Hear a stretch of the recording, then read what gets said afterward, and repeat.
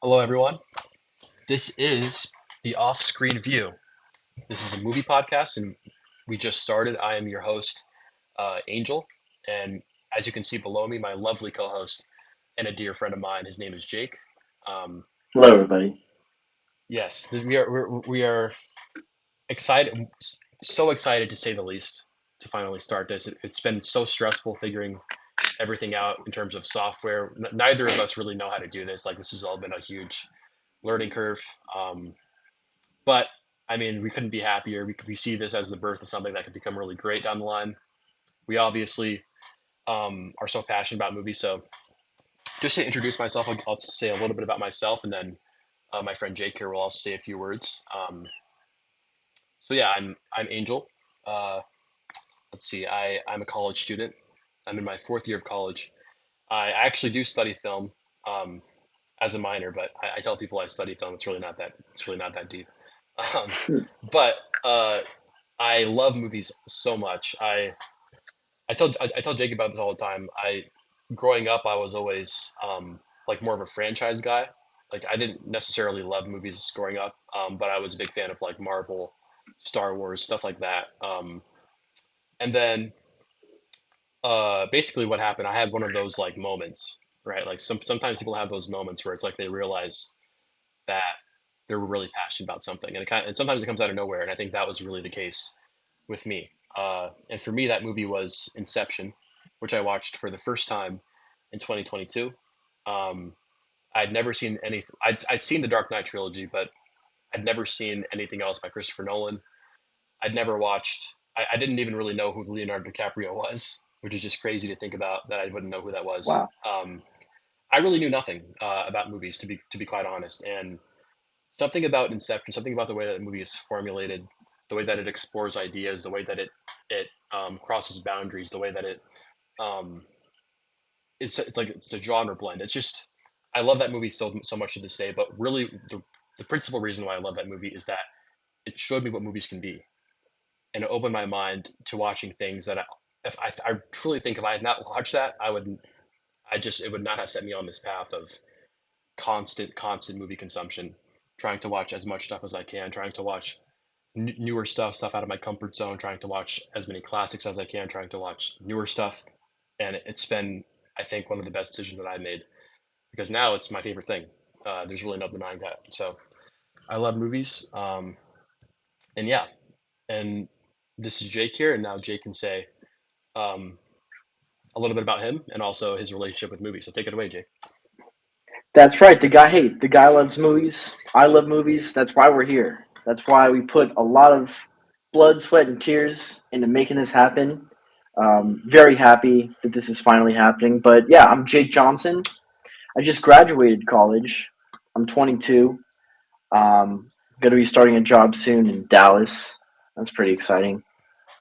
Pretty exciting. And yeah, I mean, I think everybody starts off with the franchises, Marvel, Star Wars, Transformers. Um, and I was, no different. Star Wars is, I mean, I love all those films still. Duh. I mean, I'm not like some pretentious, you know, need a foreign, silent, black and white 6 hour thing. Don't get me wrong, love them all. But I think what kind of clicked for me that I just love the medium that is film was 2016. I was in Tahoe, Lake Tahoe, and I was at my friend Max's house. I was at Max's house, and we're like, "Hey, let's put on some movie." We were camping in his backyard because it was Tahoe. It's pretty sick, and we put on A24. And I don't know why, as seventh graders, we put this on, but we put on A24's The Lobster, and what a weird, strange, bizarre movie that is. But it really kind of opened my eyes to what the genre could be, or really just the medium in general. And yeah, very weird, bizarre, creative film. I will say, as we get more into this podcast, you'll kind of tell Angel tends to lean more towards, I would say, I don't want to speak for you, but more independent, like artsy sounds like I'm insulting you. I don't mean to be insulting you. And it Not sounds like against you. I'm insulting artsy films. I don't mean that at all. Um, but Angel uh, tends to gravitate towards those type of art house A24 films, and I'm the you know Adam Sandler, Top Gun, Indiana Jones, Pirates of the Caribbean type guy. And I think that both have valuable places in, you know, enjoying this art that is film. So, yeah, I love all movies except Gremlins 2. And yeah, here we are. Here we are. Yes, yeah. Well, he's absolutely right about that. I take no offense by that. I definitely do. I don't try to make it a part of my identity. I think that would be a little bit pretentious, trying to say that I like, oh, I only love watching Archie stuff. Because, well, first of all, that's not even true. And this is, I think, also this is one of the big reasons why we think this podcast works really well, and why our understanding of movies works well, is that there's actually a lot of overlap. So it's like he watches a lot of stuff that I Yes. wouldn't watch. I watch a lot of stuff that he wouldn't watch, but there's also a lot of stuff that we both watch and we're both huge fans of, and I think that's what makes for really great discourse whenever we talk about movies. Um, but yeah, Right. no, so I absolutely would not deny that. Um, so yeah, yeah. Is there anything else you want to share about yourself right now, or do you feel pretty good? Um, I mean, I think that's what I'm giving the people right now. As Yeah, as we get deeper into it, we'll get into more stuff. But for right now, yeah, I really hate Gremlins too. Just want to make that very. It's just bad, bad, bad, bad. I got you. I got you. Well, okay. So, um, I think what we will do first, and I think what we're going to try to do with future episodes as well, is have some sort of um, order of things that we want to cover. Um, there's a lot of things, and I will say right now I'm taking direct inspiration from the Real Talk podcast, which is some of my favorite um, content creators regarding movies. I also want to throw this out there, and we'll mention this again at the end of George the Carmy, George Carmen. George Carmen. you're out there. Um, I You're also want to watching. say this, and we'll say this again at the end of the episode, which is that me and Jake are both also aspiring individual content creators. We'd both like to make TikToks and stuff. We have, I'm not gonna lie, very small platforms right now, but we believe that with consistency and with putting more stuff out there, we have the potential to hopefully make a bigger platform. We really want to reach as much people as we can with this movie stuff. We absolutely love it, and Everybody has to start somewhere. everybody starts somewhere. Everybody starts somewhere, and so yeah. But anyways, what I was saying, we're taking a lot of inspiration from the Real Talk podcast. If anyone's familiar with that, in terms of their overall structure, so we'll have a lot of things like drafts. We'll give our own rankings of different movies, different franchises. We might play like little movie games in the future. Who knows? We might do like if we gain a following, we might do like review letterbox profiles, stuff like that. I think that could be potentially a lot of fun. So yeah, Ooh, very excited with what there's so many possibilities. So very happy about that. But I think now the way we're going to kick this off is in one moment, because I have to adjust something real quick. Excuse me, pull it guys. up. Just one moment here. Also, look at our lovely I can't tell which art that if we I have like it. here. Who's doing it like this? Who's doing it like this? Yeah, I'm It's keeping just a it few of our favorite. I don't know why we have Adam West Batman though. though. No I offense know. to Adam West, but Yes. Oh, also, that's okay. real quick, need to do this, and I will shout him out in future episodes, assuming he makes more stuff for us. Need to shout out my good friend Holden Sutton. He's a graphic design guy. He created this overlay that you see here, which I think is very Hold on. tasteful, very stylistic. Um, he hand draws all these. If you guys couldn't tell, it's really amazing. He's a very talented guy. Um, we are the off-screen view, so he put that front and center up in the top right over here. You can see the Right there. number one, which is our obviously the number of our first episode. We'll have a different number Oh, each I was week. wondering what that was. Yeah, yeah. So it's number one. Okay. It'll keep changing for future episodes. Obviously, you can see all the guys here. These are some of our favorite characters, I think, that we can both agree with here. Um, just in film and in TV. Some TV, right? You can see Carmi from The Bear. We're also big fans of TV, so we'll talk about TV too. although it is primarily a movie podcast. So yeah, yeah. So are we ready to talk about what I'll do? I think what I'll do now is I'll pull up Jake's letterbox, and Oh man. we will look a little bit about what he's been watching recently. Does that sound good to you, All Jake? right. Yeah, I'm glad we're not doing this 2 weeks ago. But yeah, Okay. Piranha 3D. Let me just find your Piranha 3. Guys, sometimes you'll learn that Jake just watches anything sometimes. It's fine. You know? I will. It's really a vibe. If I see it, and then it seems It's really a vibe. sometimes If I'll I just see a see TikTok clip, and clip, I'm like, and I'm yeah, you like, know what? yeah, I'll you just know watch that what? I'll movie. just watch that. And And oftentimes that's a mistake. But you got to do oftentimes it. You that's got a to put up some. mistake. I put up numbers. But you gotta Lex. do That's what I it. do. At the You end of the gotta day, put up some. I put I up I put up numbers, some numbers week to week. week to week. Amen to Yeah, that. it was a double feature. I Yeah, think it it was a was double Piranha feature. 3D and then I think Anaconda. it was Piranha So, 3D and then Anaconda. creature feature. So, creature Okay. feature. So we'll just look at Ah, his. Ah, Well, what I'll do is, I mean, he won't have to talk about everything here, but he can talk about just generally what he thinks is worth mentioning. I know he's watched some stuff that he probably hasn't loved here. Um, but yeah, yeah, just give us the rundown, Jake. What have you been watching lately?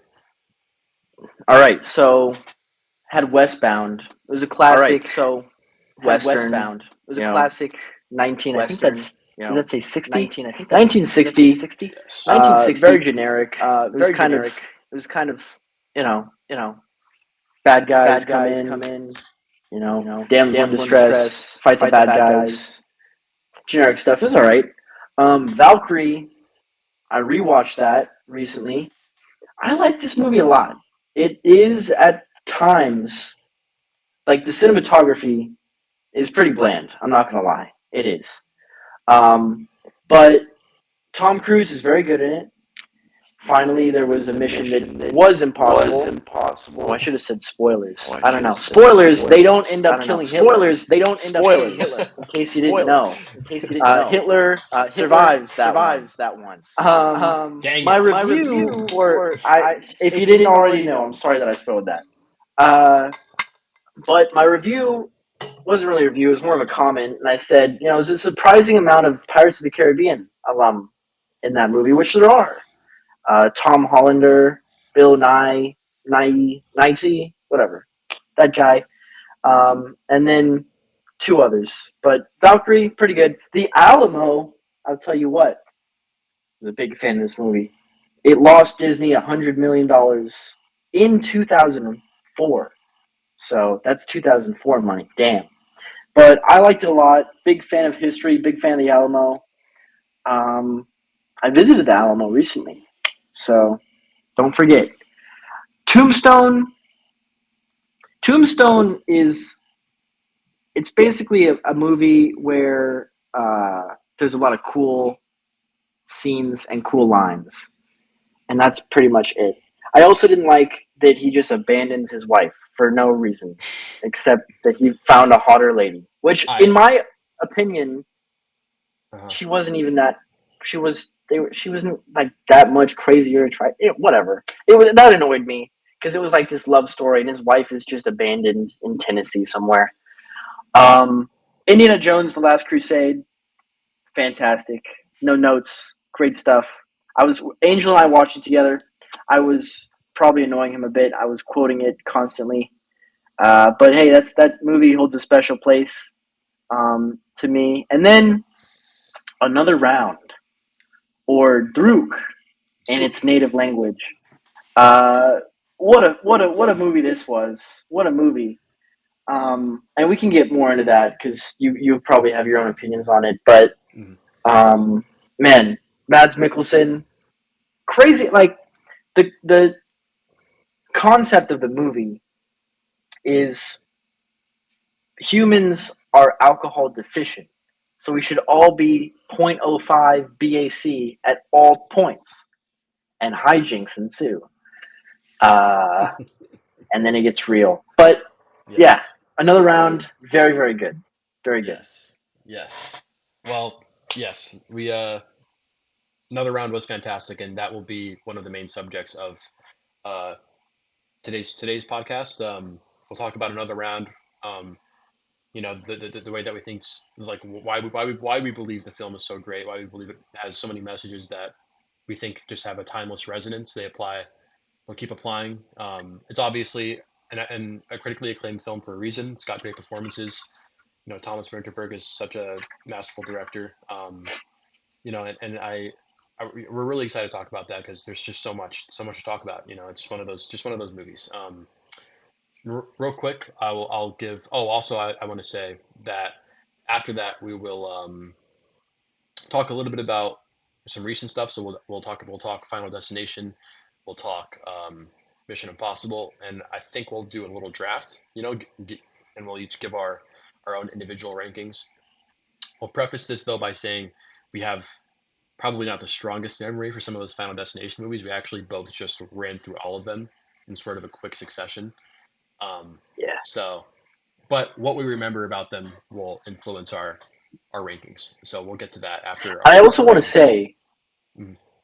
I think it's important to kind of note that Another Round is a foreign film with subtitles, and Indiana Jones and the Last Crusade is a franchise, very popular film. I had never seen Last Round. You had never seen Indiana Jones.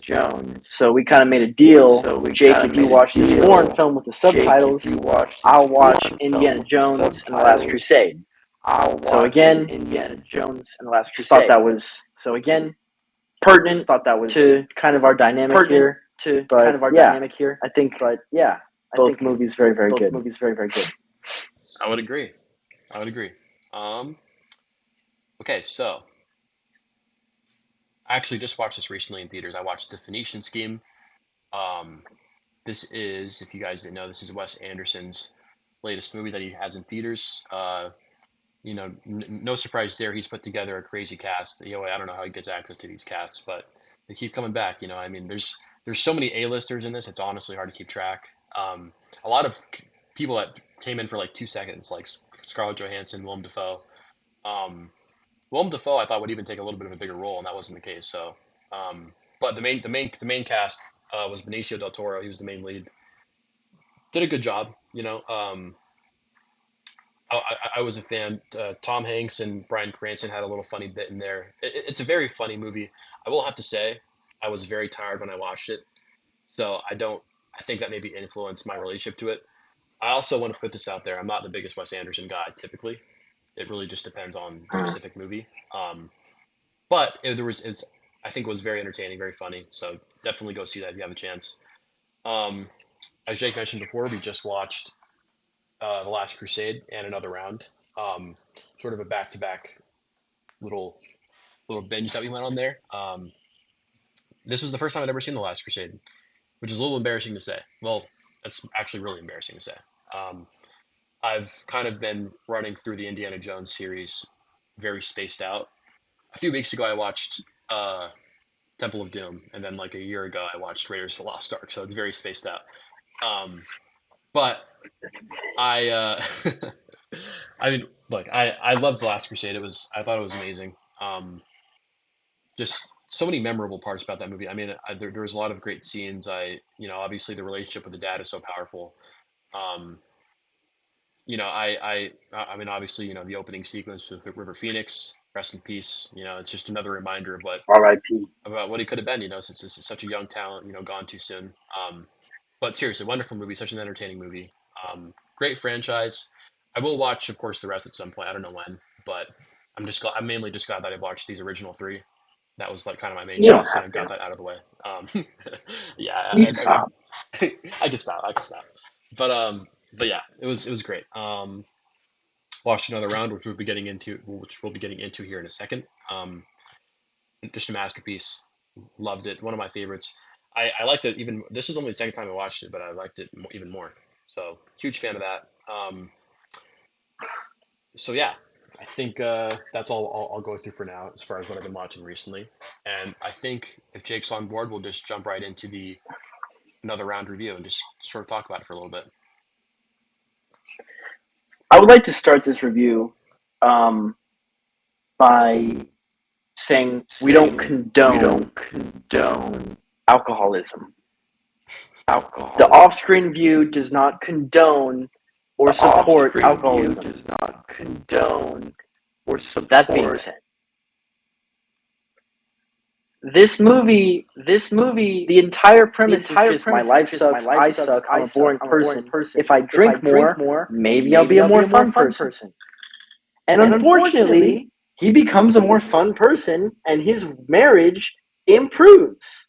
And everybody likes everybody who keeps and listen, right? I think I told Angel this and he said that's pretentious even for you, Jake. But I think this is very true. I said I don't think this movie could have been made in America because the European relationship with alcohol, while not like exactly pro, is much more positive, I think, than the American view. It's much more ingrained in the culture. The drinking age is younger. It's just part of that a lot more. And this movie doesn't really condone that, but it really, I think the main message is that it was inside them the whole time. This capacity to be, better versions of themselves, and the alcohol just removed all inhibitions, which I'm sure many of you can relate to. Uh, as a tool to discover that part of yourself, great. But you know, it starts off, I'd say, almost as a comedy, and very quickly it gets into the reality of what an experiment like that would do to both just your health and your life. And I thought that that was really real. And yeah, it was a fun movie, but it was sad, like alcoholism. So yeah, it was fun in the first half and then really sad in the second, like alcoholism. That's what I'll say. It simulated alcoholism, and I thought that was brilliant. Well said. Well said. I completely agree with that.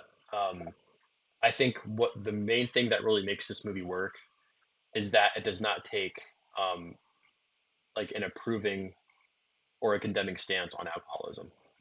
And that's I mean, there's definitely some scene. It's a lot of it is you could say up to interpretation. That ending is rather ambiguous. You could say that maybe it's a sad ending. He's sort of still reverting to alcoholism. You could also say maybe he's actually found himself. He's let loose of the barriers in his life. His wife who obviously didn't love him.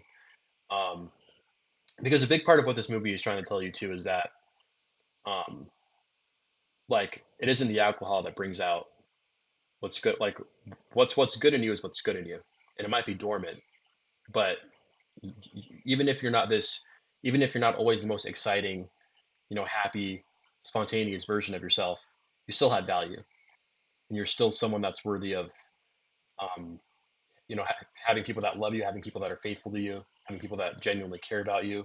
And I think that was very absent from the main character's Martin's life. Um, and that's why he really went on this experiment to begin with, is because obviously he's on the downhill of marriage. His family, his kids don't really respect him all that much. He's not respected in the classroom. And I think in some way, all of the teachers in this movie could sort of relate to that. In some way, there was some aspect of their life that just wasn't really fulfilling. Um, and drinking is sort of the mediator for how they can achieve this new version of themselves, where they can actually engage in just becoming a better, what they believe to be as a better person. Um, and in some ways that's true, and in some way that's not. Right? It shows both sides, which is why this is such an interesting film to think about. They a lot of things improve. They have a lot more fun. They I mean, it's seriously like that's why it's so hard to describe this movie to people, to the average person, because it is not really a comedy, even though there's a lot of hilarious moments. There's a lot of entertaining moments, but there's also some very, very real moments, very sad and tragic moments for people who have seen it. You know what I'm talking about. We won't really get into too heavy spoilers here, but another round is just I don't have enough things to say about it. I mean, it's it's fantastic. You know, there's so many memorable moments. And yeah, uh, Thomas Vinterberg, everyone, check out more of his movies. I know I need to. I've only seen his one of his other movies, which is The Hunt, also starring Mads Mikkelsen, so I'm a huge fan of. Um, Still, actually, I mean, both movies are, I think, an examination of men's mental health, which I always love to see touched on in film. I wish we had more movies like that. Um, that one is a lot more tragic and Shout a lot out more depressing, June. but shout out what, Juno? June, because it's Men's Mental Health Oh, Month. yeah, yeah, yeah. I didn't hear him. Yes, Yeah, June. sorry. Shout out I June. should have been more specific with that, but yeah, yeah. Yes, Also, shout out Juno. That's a good movie too. But yeah. yeah, June. Not really related to men's mental health, but No. I'm glad I threw it out there. Juno's a good movie. Go watch Juno. Um, but yes, it is men's mental health month, and so and it was not planned that we watched it during this month either. It was just that's sort of a coincidence. But we loved it. I mean, it was. I love seeing that subject touched on in film. It's not easy um, to do it without a sort of making it look like you're trying to appeal to a certain crowd or something like. But this movie is genuinely inspired, and I think anyone who watches it will understand that. Obviously, for those who don't Mhm. know, it's an Oscar winner. It won Best International Film in 2020 at the Oscars. So great achievement there. And yeah, I mean, huge fan of Another Round. Is there anything else you want to say about it, Jake? Um, I know we can't play the song because of rights and everything, but I will tell you, I've been listening to that "What a Life" nonstop since we watched this.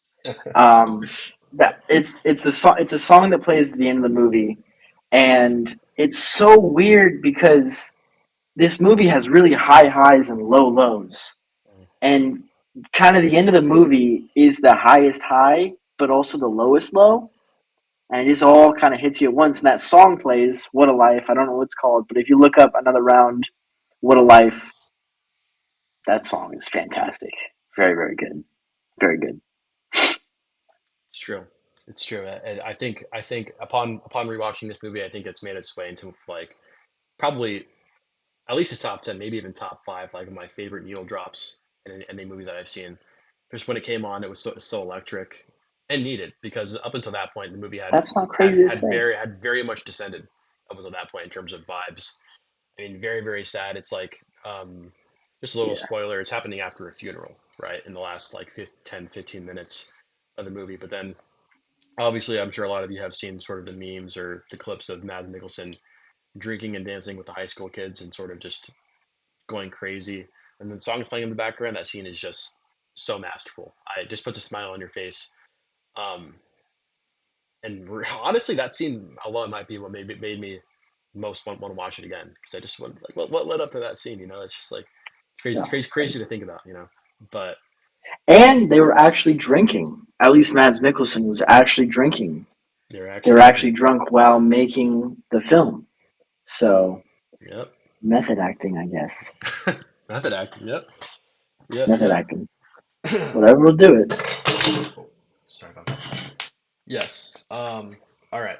So, just really wanted to touch on Another Round because, as we have both watched a few movies lately, I think that's really the one that has given us the most impact as of recent. So we figured it deserved its own individual review. Absolutely. Um, and so yeah, we'll review more stuff like that in the future. We'll sort of figure out what we want to review. Um, so yeah, I think with that being said, it's time to sort of jump into our franchise rankings. Obviously, we just had two major movies come out this year, which I think were both fantastic. Um, we had Final Destination Bloodlines, which Jake has not seen, but I've seen, so I can give a couple thoughts about it when that comes I up. have not. Um, Obviously, it's Final Destination. I don't think any of them reach like a masterpiece level height or anything, but they're fun movies to turn on, just have a good time, not take too serious. Final Destination Bloodline has just come out. I think it's actually the best one in the franchise, though, so I'll talk about that later. Um, but what was I gonna say? Oh, Okay. also we just had obviously Final Reckoning come out. Tom Cruise going crazy at his old age. I mean, the man is over 60 and he's still doing this. Has putting on some of the craziest stuff to screen. Um, Ethan Hunt, just sort of really finally completing his overall character arc, wrapping everything up. We were both very high on the movie, I think, a lot higher than most. But Well, we can well, get into that. I have a few. Okay, yeah, it's it's we'll, it's we'll get into it's that. it's yet to be revealed. But without further ado, we will get right on into it.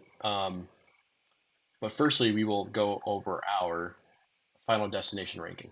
Um, so Who this goes is first? Because I Who feel goes like whoever first? goes Because I first is feel like probably gonna win. whoever goes first is well, okay. So probably gonna so win. so that's not how. So it's Oh, just it's separately we rank it. yes, yes. So Oh, so just so it's not separately a we rank it. draft. It's not a So draft, man. so It's not a draft, in Okay. man. in the future, a Okay. draft would be um it would be like we'd if we would be given a topic about something, it could be like best crime movie or something, and we're in a draft we're pulling movies out of thin air. So we're taking movies that we want to add to our list, and once they're taken, the other person can't add it. That's not going to work with a franchise ranking because for a franchise ranking, we obviously need to have access to all the movies.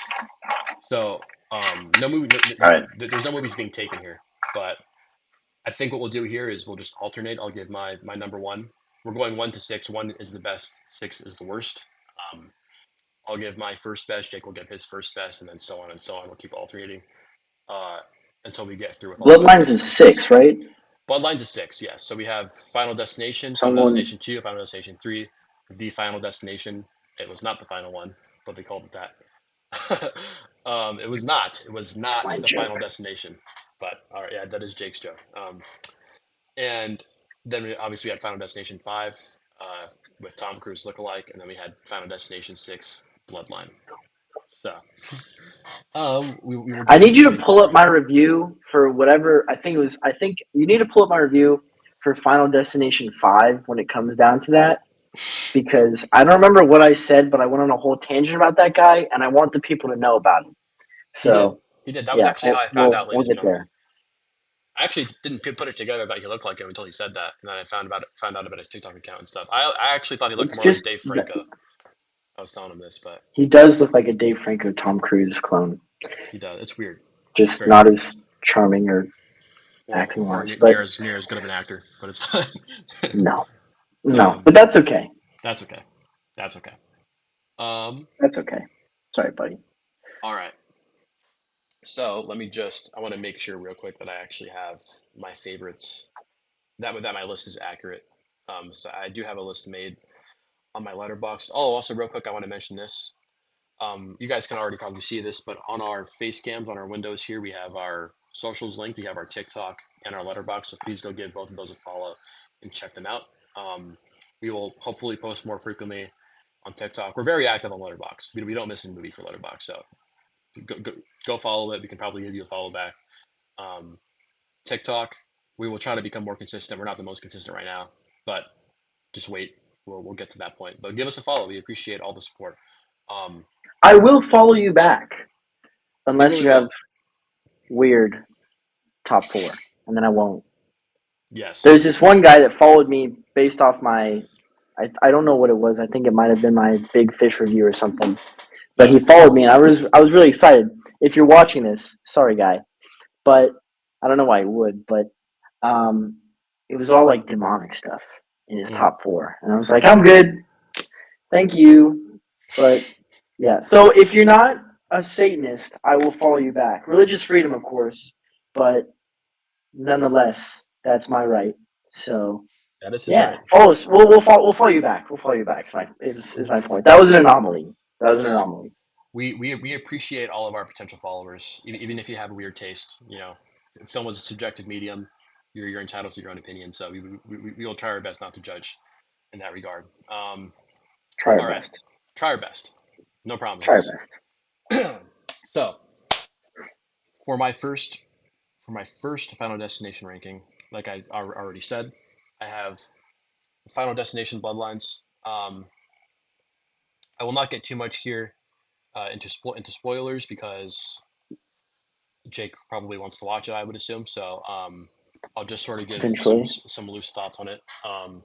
it's a fun movie. It does nothing really too different, I would say, from the rest of them. I will say, if I remember correctly, one thing that I found pretty interesting was sort of as implied by the title, the fact that it sort of affects through generations. That was sort of the major premise of the movie. Is that um, obviously each movie sort of starts off with this inciting accident, and the people who don't suffer the consequences of the accident are doomed.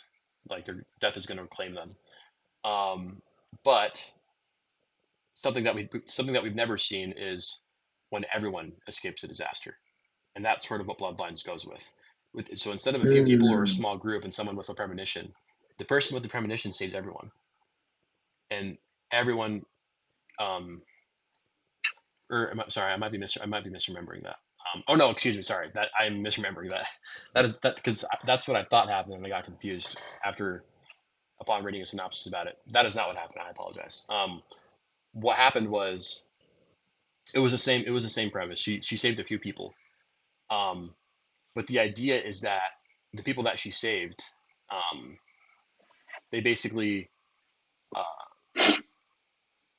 they they're they're like generations later, their kids and their kids' kids and their great great grandkids, all of those people were all doomed, and that's sort of what that was the major premise of the movie. And then um, like her great great granddaughter or something starts having dreams, even though she's never met her great great grandmother, about she starts having dreams about her grandmother's premonition, and she doesn't know what any of it means. She goes to go visit her.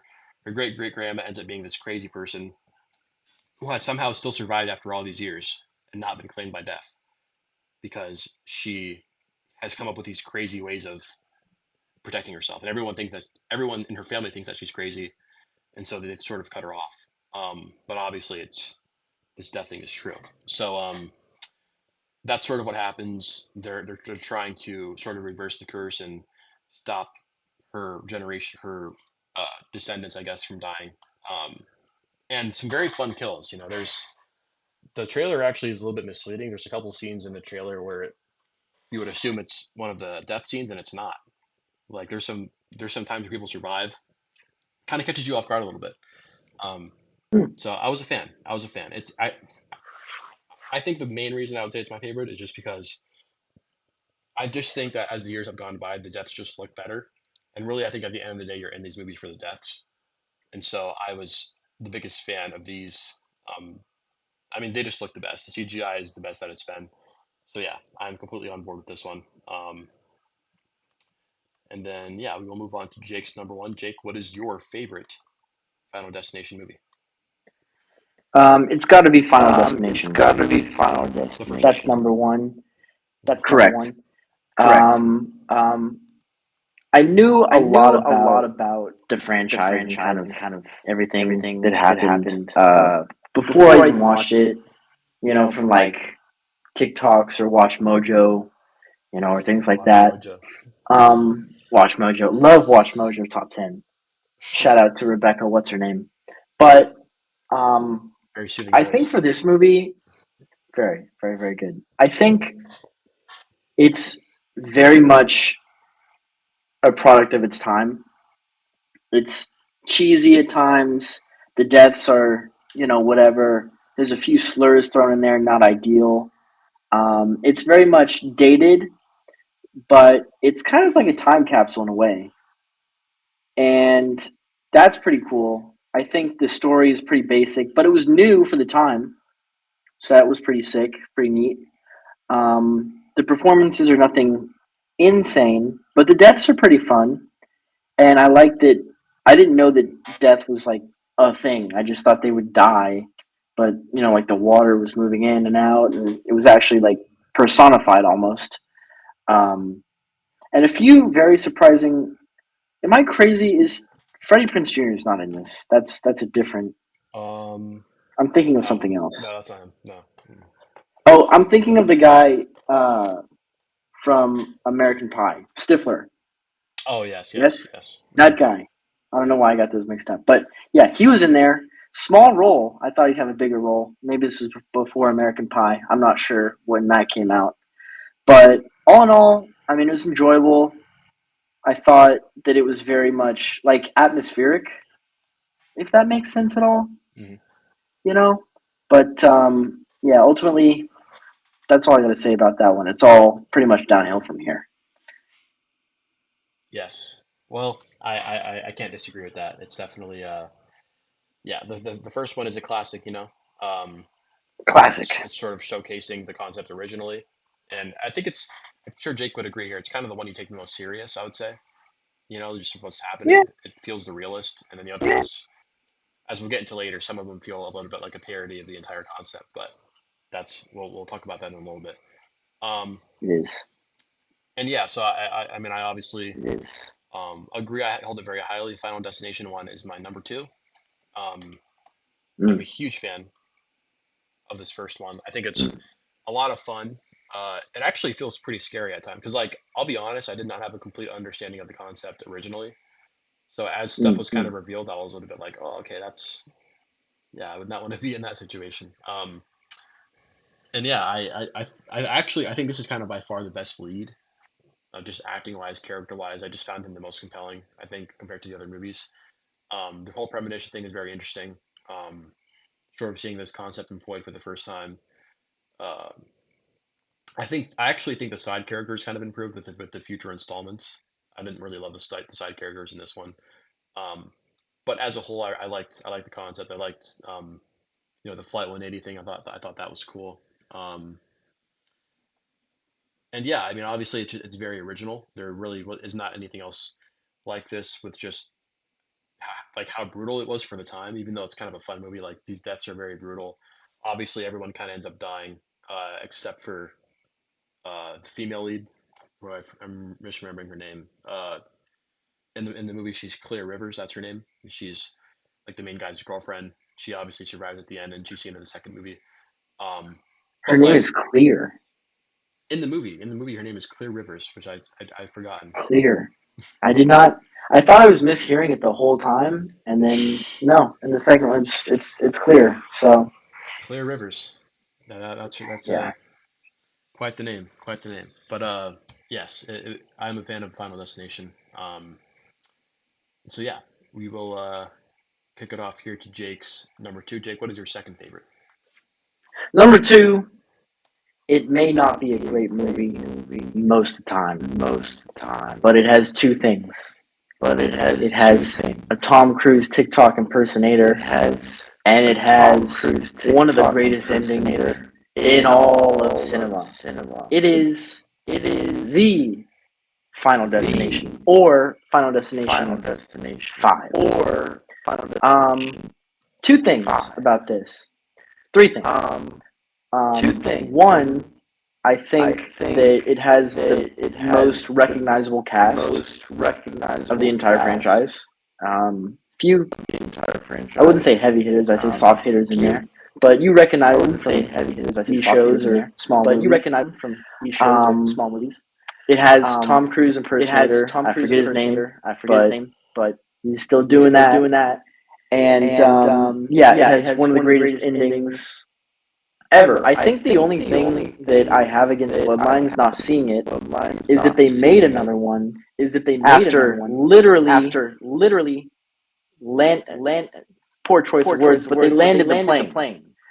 Um, in the fifth one there, and I think it was done so well. It brought everything full circle. It connected them more than they had been in the past, and yeah, I will say the deaths in this one pretty CGI, but yeah, you got a Tom Cruise impersonator, and you got fantastic ending, fantastic ending. So that's all I'm gonna say about that. I really wish I could speak more on the ending there, but I don't want to spoil it for anyone because if you don't know that's gonna happen going in, it's nuts. So It's yeah, true. It that's my is. number two. It is nuts. It is nuts. I'm also quite high on this movie, as you see here. It is actually my number three. Um, yeah, big fan of Final Destination Five. You know, I think it's sort of like the most modern, with the exception of the one that just came out. There's sort of this like huge gap uh, between this one and between the new one. It's kind of like almost exists as its own story. I will say I guess. I mean, I don't know. Are we giving spoilers here, Jake, or no? Might as well. It's been out for a while. We will say spoilers. Spoilers right now. Look, tune away or skip ahead if you haven't seen. We'll do that. Yes, yes. We'll get into some spoilers here. I think it's only fair. These movies have been out for a long time. Final Destination 5 has the best ending out of the entire franchise, and it's not really close. It's so creative. They obviously, if you have seen and you don't remember, they looped it. They bridged the end of Final Destination 5 into the beginning of the first movie with Flight 180, and that I think caught everyone so off guard. It was so creative, so genius, um, and so tragic because honestly, it really I think at least for me, I felt the most compared to any other movie that these two main characters were really going to survive. It actually really looked like they were home free and that they beat death. And then it's just Mm-hmm. like Flight 180 kills him, and then it crashes into the other guy that survived. That was in the building. So, I mean, that was just pretty gnarly to see. Very fun movie. Some pretty annoying characters, but not as annoying as, but like annoying like funny. Like I actually got a lot of laughs out of this one. I have to be honest. Like the nerdy guy with the Yeah, glasses was pretty funny. You obviously got Packer from The Office. He was pretty good. Um, that's what it was. Yes. yeah, you got Packer. We got what else? I mean, yeah, it was very very entertaining. I will say. Tom Cruise lookalike character was actually pretty interesting. He sort of discovers this new concept where it's like if you kill someone, death won't claim you, and so that's kind of one of the major conflicts in the film. And I found that pretty interesting because I hadn't really seen anything like that. Well, I see something similar to that in Final Destination 3, but was it 2? Oh yeah, yeah, yeah. What was it 2? No, no, no, no, no, no, no. It was Yeah. 2. Yeah. Well, I'm I'm Me I'm, ta- I'm, too. ta- I'm talking about the The guy with the baby. piercings. No, no, no, no. The tattoo guy with the Oh. piercings in the third one, because he's Oh. trying to kill her. Okay. He's trying to kill her, but it's different because he didn't really have a reason. But the Tom Cruise guy did have a reason because he knew how the death thing worked. Um, I like how I call him the Tom Cruise guy. yeah, we're Yeah. not gonna. It's We're just that's his character. we're gonna be honest. He's just not worthy of us looking up his real name or his real character name. We just don't care all that much. Um, but yeah, yeah, it's a good movie. I don't know how we haven't talked about it. It's got apps. I'm just gonna say this. One of the main girls in this movie. She's like a Madison Beer lookalike or something. I have to. What's her name? Her name is Jacqueline This is Jacqueline McKines Wood. She's only been in 5 movies, but I don't know. She was one of the side characters. She was the one that had like the eye surgery death. Do you remember that? oh not good. And I was scared of LASIK before It that was. I, scene. I thought it was realistic. That's just me. That's just me. Um, but yes, big fan It's of Final funny that you Destination 5. mentioned that because I have a massive crush. I think on the main actress in Final Destination 4, and we can Mhm. get to that. But she plays Butcher's wife in The Boys. Yes, I know what you're talking about. Yes, one of the few good The things one. about that movie, as we'll talk about here. Um, Yes. all right. And what is your number 3, Jake? This might be This controversial, might be but it's controversial, my list, so I'm going to say it. but it's my list, Did this so I'm going to did say this it. movie feel like a parody Did this of a did Final this movie Destination feel movie? It like a did. It did parody? indeed. Was Was did it have did it probably have the most probably brutal the death most I've ever brutal seen? Even more than a death saw trap? I've ever Yes, it did. seen? Even more than a And did saw it have trap? Butcher's Yes, it wife did. from The Boys? I forget the actress's And name. did it It have? also did. I believe I this is Final believe this is Destination Final Destination 3? What's the pool death? 3. The pole death. What's the pool The death? pool where he gets That's Final. it's That's something Final to the The Destination pool 4 where with he the gets. racetrack. oh With the racetracks. that's the Oh, that's racetrack. the Oh, it is the racetrack. racetrack. Oh, it is the racetrack. Man, I don't like the racetrack scene. Man, I don't Uh, like the racetrack scene. that's forgettable. Okay, Uh, I'm gonna that's go Final forgettable. Destination Okay. 2 Final Destination for Two. my number 4. Yes, Well, it's because number 3. yes, Number for 3. my number 3. For my number 3, I'm gonna go Final Destination. For 3, I'm gonna go 2. This is the roller coaster one. Nope. Nope. Uh, Nope. That's Final Destination 4. no, Final Destination. That's 3. Final Destination 2. 4 is the pool. You just said Final with Destination. the Well, racetrack. yeah, that's 4. Final Destination 2 is the highway death, like with the logs. That's like the major one, and that's the baby. So it's 3. No. Final The roller coaster roller coaster is is 3. yeah. That's 3. Sorry, that's 3. So I would like to go 3. Okay. 3 on 3. Sorry, we got there eventually. See, they blend together. They do blend People, together. Blend together. it's what they do. You have to break them down by the scenes and the premonitions. But sorry, we got there eventually. At my number 3 is Final Destination 3. My number 3 is Final Destination 3. And I think this one they felt the most like high school kids. High school kids. Kind of high school problems, and the roller coaster was a very fun addition. I think of all the premonitions and kind of what could happen. The roller coaster was the most fun, kind of calamity. But I also thought that taking the pictures was very interesting. That was kind of a cool addition to the narrative. The characters pretty one note, but it is Final Destination. And so really, yeah, I like the atmosphere of. And then is this the one with? This is the one with the tanning beds, right? Or is that? Yes. Yes, it is Final Destination 3. Yeah. Yeah. Okay. All right. Yes. The tanning bed, and it's been said many times, but the tanning bed deaths transitioning into the two coffins. Cinema. Very good. Yes, Very I good. actually Very remember that. good. Yeah. I do remember that. That was beautiful. See? That was cinema. That was Yes. cinema. Yes. So yeah, that's my number 3: roller coaster and tanning bed. Tanning bed deaths. Solid number 3. That movie is a lot of fun. Thank you. Final Destination 3 is actually my number 4. So we have some pretty closely related tastes, it looks like. Oh, there you go. Um, Maybe I would really like Bloodlines then. There you go. Maybe I would really like Bloodlines then. Oh yeah, true. It is pretty much yeah. Final Destination 3. I mean, what can I say? He basically covered it. I do think the tanning bed one is one of the most memorable in the franchise period. I thought that was crazy. Getting burned alive. Yeah. I mean, it's. Oh, I also really love. I mean, I did love the roller coasters. I'll say that. I really love the roller coaster stuff. The ending was interesting, with like the guy with the tattoos. That was sort of really just he had no real reason for doing that. He just wanted to get. He was just upset that his girlfriend died, and he wanted to be all skeptical about the whole thing, and they didn't want to believe him. I mean, if you ask me, he was asking for that. But yeah, I mean, I don't think. I really think narratively, this one is like the most in the middle. Narratively, it's very average. Like I don't think it's bad or really great or anything, but some really good deaths. I'll say that, and I think that's really what puts it high on this list for me. So yeah, Fantastic. And what is your number 4, Jake? All right, my review for this was felt like. Have you ever seen those like scary movie or epic movie? Kind of, they can get the rights to all these characters if they don't say their name, and it's kind of a parody of a lot of different genres of movies. And it's kind of a Mhm. parody You know of what kind of a what I'm lot of talking different about? genres of movies. This You know is what kind of what what I'm talking Final about? Destination This 4 is what Final Destination 4 felt like.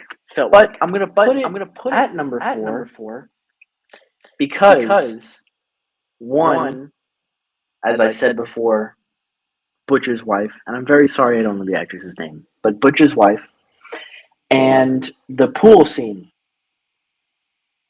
The pool scene is nuts, and there are saw traps not as violent and sadistic as that. I don't even know really the science or logistics of how that works or worked. I don't really want to know, and I really don't want to know if that's possible, because all that happened from a penny, if I'm not mistaken. But that guy literally got turned into soup on the bottom of a pool. Insane. I really hope that's not how pools work. That must be like a mistake. I really hope not. But happy summer. But Happy summer. anyway, really, it was that. The NASCAR thing, whatever. I didn't like that. It was dumb. It's fine, I guess. But really, really, the actress, the pool the scene, and then also the pool car wash scene, scene. and then also I thought that was the pretty car unique. wash And scene. yes, it did feel like a that was pretty parody. unique. And yes, Yes, it did there feel like a were parody. horrible Yes, there were performances, but this horrible was kind of performances. But this was verging on. verging It's on. so bad. It's so I'm bad. really I'm really enjoying this. enjoying this. Whereas I Whereas I think think that that others are just kind of okay or straight up bad, as we'll get to. But yeah, that's my number 4. At number 4. Solid placing. Solid placing. I will be right back. I have to go grab something, but He's got to go grab we'll something. only take a second. Jake, if you want to tell them a bit more Okay, about Final Destination, more thoughts, you can. I'll be right back. I will entertain the people. Yes. Yeah, I watched all of them in 2 days, so I was really sick. I was on bed rest. I watched them all, so that's why they're kind of bleeding together. I don't know what his excuse is, um, but yeah, pretty cool. Pretty cool. What else? I think with all these movies, it's big shout out. What's his name? Big shout out. What's he recently died? Um, Final Destination actor. Blah, blah, blah, blah, blah. He plays Death. Tony Todd. I think we should give a special shout out to Tony Todd. He brought really a great performance to every movie he was in. I can't speak for Bloodline, but I'm confident he also did really well in Bloodline. I think that was one of his last performances roles. So yeah, and was he deaf or was he trying to help them? We don't know. I don't know. We don't know. But anyway, I was telling them about Tony Todd, the mortician Oh yes. that was in all the R.I.P. movies. R.I.P. See, yeah, R.I.P. There we are. So It's such yeah, a cool what is your send off. number? They give him I will say, they give him a really cool send off in Bloodlines because he makes an appearance in Bloodlines, and obviously the actor in real life has passed away. But it's his final scene in any movie. If you guys didn't know, and I did a Oh, really good job with it. I think it was very almost emotional. I thought that's good. so. It was great. It was great. Nice. But let's see. At my number 5, I have. Make sure I'm getting this right. Final Destination 2 is at my number 5. Now, what I'll say is that yeah, I did not love this movie, but I do want to say that I don't really think any of these are bad. I don't know if anyone else agrees. I don't know if I'm not sure if Jake has one that he believes is like definitively bad. I will say Final Destination, Final Destination 4 is a lot lower. Like there's a gap definitely at number 6, but I still don't really think it's a bad movie necessarily. I think it still kind of sets out and achieves what a Final Destination movie should, even though it doesn't really do it the best. So yeah, but Final Destination 2. Um, yeah, honestly, I would say just generally speaking, one of the most forgettable ones. Mm. I really just remember the main girl and the police officer. The side characters, I don't really remember very well. Honestly, I thought some like lame deaths, to be honest. Outside of like the very beginning scene, which I think is obviously iconic, like with the tree logs. I've seen that clip like a million times on like TikTok and YouTube. So, but like the individual deaths were like, the franchise I think has done a lot better. And yeah, I mean, I obviously like the stuff with the baby. I thought was interesting. It's worth noting. It's the only one. It's the only movie in the whole franchise where the two main characters survive at the end. So that's an interesting thing about it. Mm. Um, yes, I forget. There is like sort of like a little gaggy thing at the end. I think some kid dies. I can't remember the explanation. Um, but they survived. They didn't die, and that it's the only one where that's happened. So I thought that was interesting. Yeah, the stuff with the baby, I'm sure if you guys will know if you've seen it. It's like, eh, it's like not really the greatest by I think by Final Destination standards, but uh, again, I don't think it's terrible narratively. It's just not really my thing. Um, that's are not too great, are not too much to write home about either. So I think that's why I go so low on this list. But what is your number 5, Mm. Jake? Um, my number 5 is Is Final Final Destination 2. Destination 2. I'll tell you what, you said most of I'll what I tell wanted to you say. what, The you log said scene was most of what awesome I on wanted to say. The on the log highway. scene was awesome on the I thought it on was the really highway. funny when that tattooed Um, guy won the lottery I and then and he then fell he down the fell down thing the and the thing, thing and hit the him in thing the hit him in the face. face. That was a That was a pretty pretty fun fun death. death. That was That was very very cool. cool. That That was was great. great. Where he has to like climb out of his apartment because I think his ex girlfriend's mad or something. Beyond that, though, the Yes. baby thing was so dumb, and I hated it. I hated it so much. Also, the cop. I think it was not the cop. What was the guy that kept trying to kill himself? Whatever. That was a dumb thing too. He's like, death is not gonna decide how I do it. Oh It's yeah, kind of yeah, I forgot about that. that was lame, dude. I didn't like that at all. But trying to kill yourself in a Final Destination movie, get out of here. Get out of here.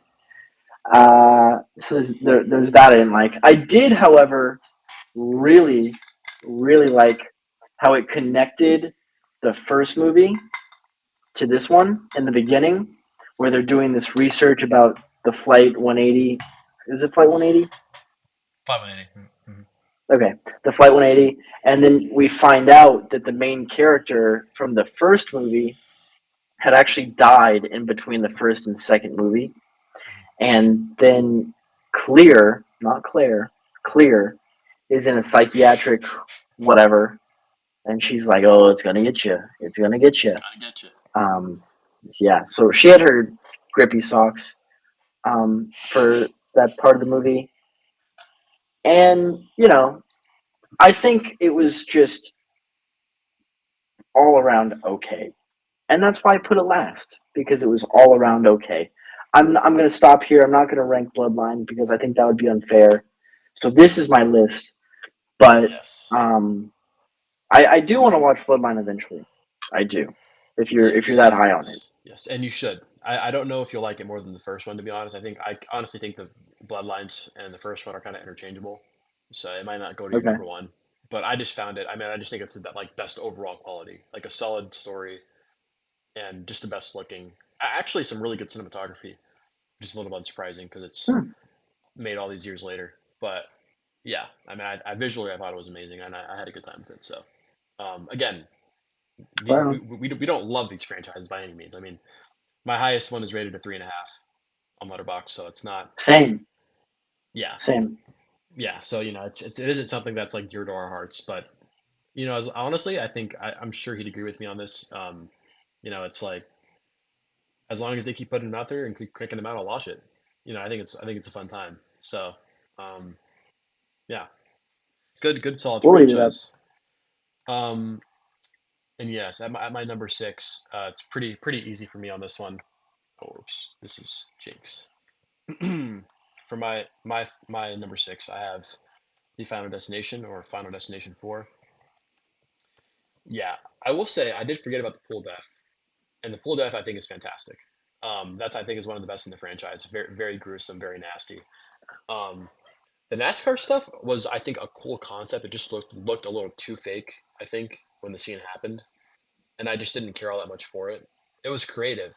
I just also I think easily the worst side characters in the franchise, like the survivors, were so Mm. forgettable, so lame. Um, like one of the first people that dies is like if you look at his name in the credits, he's just the racist. That's his name. His name is just the racist. It's like Well, I'm not gonna be uh like tearing myself up about the racist being the first one killed by death. It's like what are we doing here? I It's don't like even remember that. right. I mean, because remember he was gonna go kill one of the other survivors. It was a black guy, and he was gonna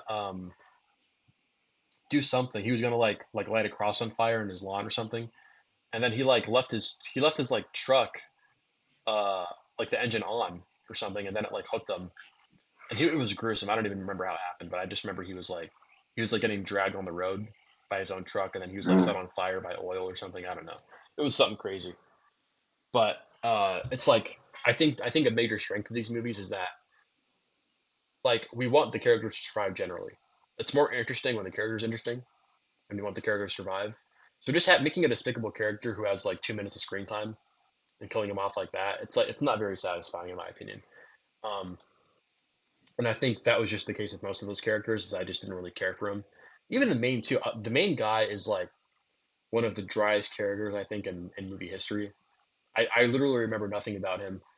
I do remember the female lead, but only because it's, as Jake mentioned, it's forgetting her name, but it's the actress from The Boys who plays Homelander's wife. She's in other stuff too. Becca.